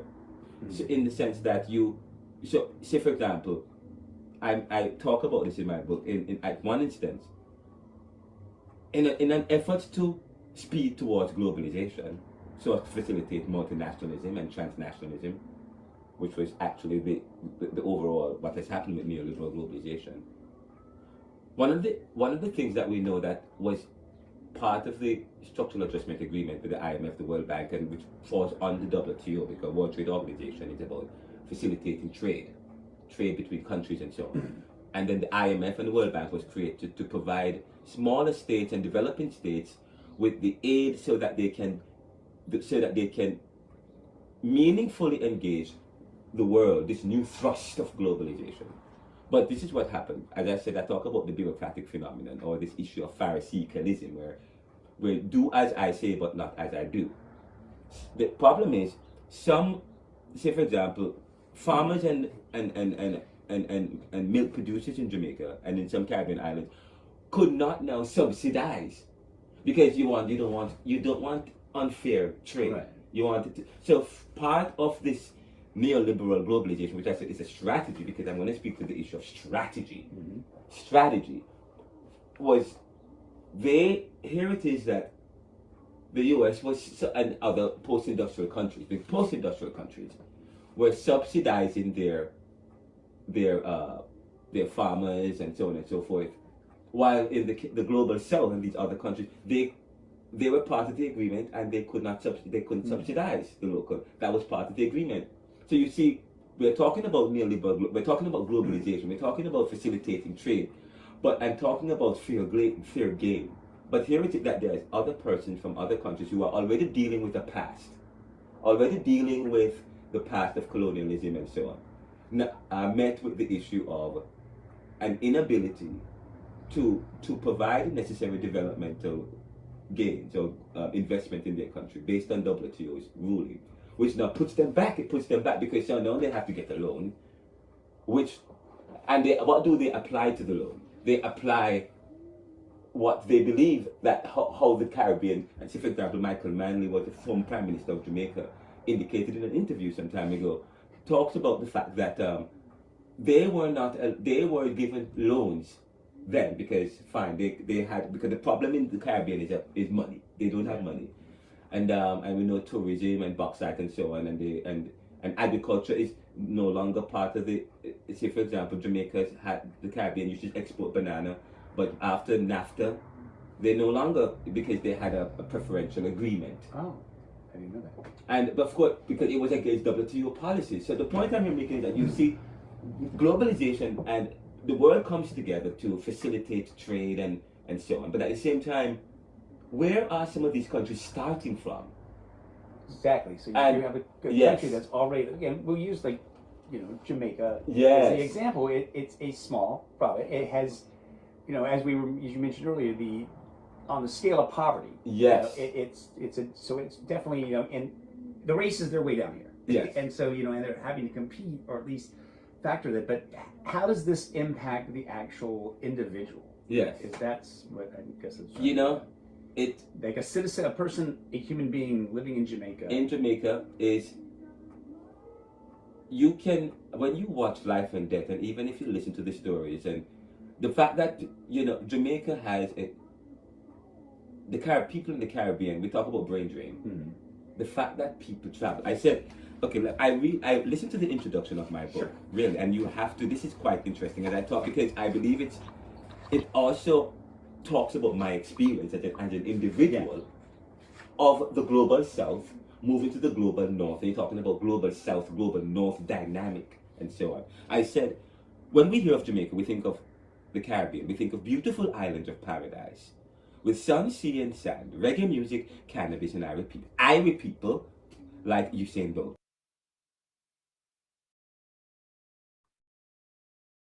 Okay, let me just finish this section.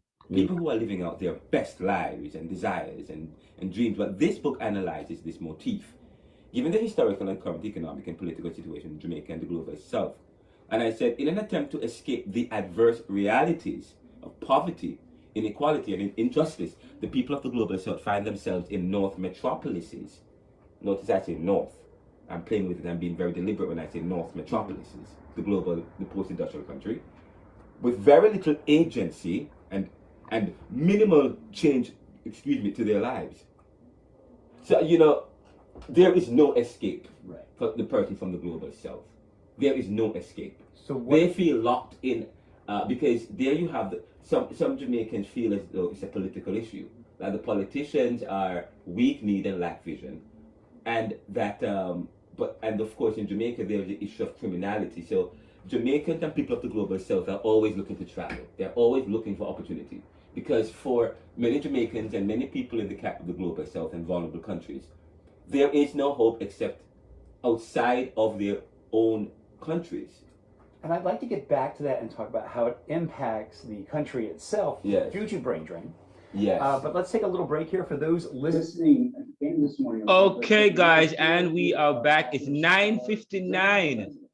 Renaldo McKenzie, we're talking about neoliberalism. It's 9:59, and we are back. And I will wrap up here. I don't think oops.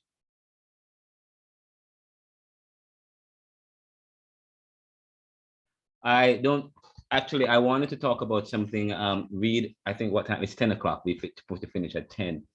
I was playing that video while we have during the break and then after the break. I hope you guys was able to listen to the conversations. I think I made a Freudian slip about, in terms of Jamaica's, the abolition of slavery.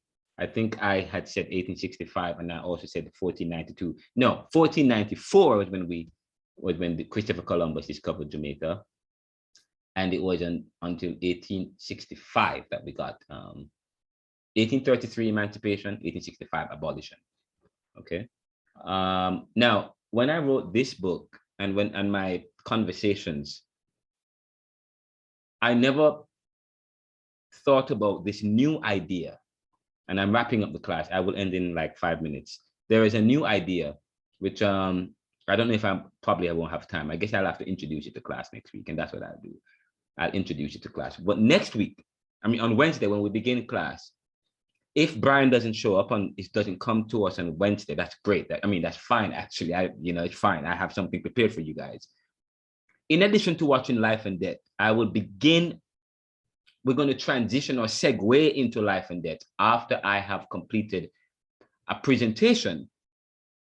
And the title of the presentation is Unpaid Freedom, Unveiling the Unsettling Legacy of West Indian Slavery. Again, unpaid freedom. And notice, I talk about 1833 to 1865 and gloss over it, even in my book. But there is one very important issue that I just discovered recently that I just started to, which will be part of my research and writing, which is the issue of reparation, but not prior to 1833. I'm talking about from 1833 and beyond. From 1833 and beyond. And I've said to people, while we can, okay, fine. They say, okay, there's the argument that, there's no reparation between 1833. I mean, you can't prove it, you don't know. However, I don't know, whatever the case is, before 1833, the slaves were slaves, they were property. But after 1833, they were no longer property, they were free. Yet they worked. So I have a presentation, and the presentation said that the abolition of slavery in the West Indies in 18. So I talked about that, but this was very important. The abolition of slavery in the West Indies in 1833 marked a significant milestone in the fight against human bondage. However, the news of emancipation did not reach the enslaved population until about 1865, some places 1866, leaving them to toil as free laborers for over 3 decades without compensation. 3 decades without compensation.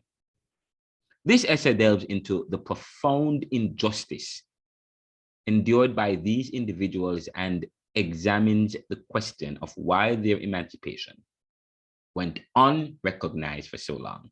Furthermore, it explores the implications of this delayed freedom, the potential for lost wages and forced labor, and the need for compensation and remuneration for their toil. And I will stop there. I will begin the next class with this particular presentation because we are out of time. Yeah.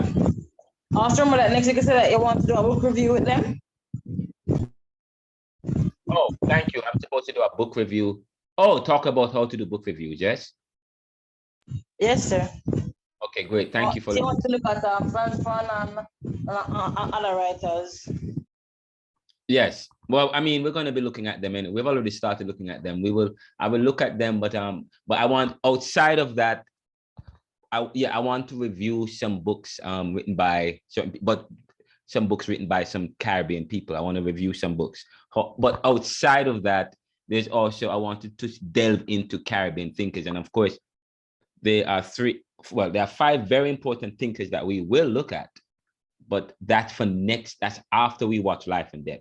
One, again, we already started to discuss C.L.R. James, and I think I provide C.L.R. James. No, we already did. We already started.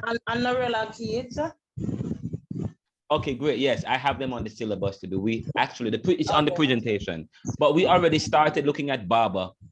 Yes, sir. I've already started looking at Barber, but there's something separate. What I want to do is we're going to do a book review, and I'm going to show you how to do the book review, what the important themes well, you already know how to do a book review, but I want to do, but in terms for this class and for our goal and what we want to achieve, there's a particular way that I want you to do a book review when you do book reviews, which I was in a particular class and I found it quite instructive, quite powerful. I'm like, oh, I got to share this with my students. So that it's quite powerful. I'm going to share that with you, which will help you when you do your own reviews of any book, and even in academia, how you study and how to read and review quickly. It's because it was a history class I did, looking at transatlantic slavery, and we had to, with a reading course, we read about, every week we had to read about 10 books every week, and we had to do a review.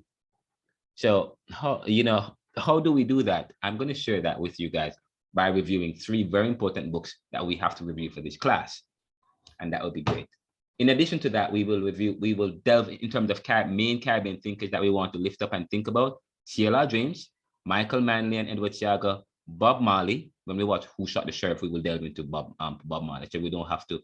The film will help us to do that. But in terms of Walter Rodney is on my list. I already have the lecture presentation for Walter Rodney for you guys, but I won't spoil it. But it's great, quite powerful that Romain would raise him. So thank you for that. I never really talked much about Hugh Shearer, so I will actually redo my presentation to include the importance of showing connections and Hugh Shearer and how various Caribbean islands and what each countries were doing and how these powerful people were connected with, how we were all connected and so on. So I won't miss that. So thank you, Romain, for that. And but Walter Rodney, C.L.R. James, Maurice Bishop, and I think C.L.R. Walter Rodney, Maurice Bishop. I'm missing somebody. And of course, there's the Negritude movement and so on. But outside of those Caribbean thinkers, we still have Jean-Paul Sartre. It's very important because he was very influential in Frantz Fanon. Frantz Fanon and Jean-Paul Sartre, they were both of the same school. Okay, but next week, Wednesday, I will finish looking at this presentation, looking at slavery, and this particular idea about slavery came about as a result of, came from critical thinking, from doing Caribbean thought. It is from doing Caribbean thought that led me to this particular idea that I want to explore for further study and research and writing. Okay, and that's the beautiful thing about when you start to think critically about things. It leads you to some discoveries and philosophies and ideas that you want to explore and develop some more in research and so on. So this is what has happened, and this is how, and then I wrote it into a paper and submitted it and so on. But this is a very important point as it relates to compensation of West Indian slaves and what happened between 1833 and 1865. But outside of that, we will watch Life and Death. We will visit C.L.R. James. We won't do any more about C.L.R. James. We're finished with C.L.R. James. Anything else that you do with C.L.R. James is from your personal private essay or essay work or group project that you can do. But we will reference him in the class. The next important figures we will explore is V.S. Naipaul, because he's very important to Caribbean. Frantz Fanon was Martinique. We'll delve into him some more. We will delve into, and of course, Walter Rodney and Maurice Bishop from Grenada. Okay, and of course, and that's about it for now. But we'll wrap up now, and thank you guys. In terms of homework, I have not given you guys any assignment per se, but what I would love for you to do is to rewatch the videos and the class lectures that we've done and interact with some of the concepts, the ideas. Say, for example, we talk about the Negro is not any more than the white man. Okay, what is your reading from that? How did that speak to the Jamaican experience and so on? And you delve in, you interact with that. You guys can do that. But for now, I am not going to tell you to present any homework as yet until Wednesday. After Wednesday's class, then I will give you an assignment to do for an interaction paper. After Wednesday, it will involve reviewing the film Life and Death. Okay, that's the next reflection paper that you will have, interaction paper you will submit for a grade. Okay, anything else is for your own edification and awareness, and for the particular class and the subject material. Okay, all right, guys, thank you guys so much. Have a great night, what's left of it, and see you guys on Wednesday. And I will publish this episode probably by tomorrow. I have a very busy week this week. Okay, same to you too, sir. All right, take care. God bless you guys.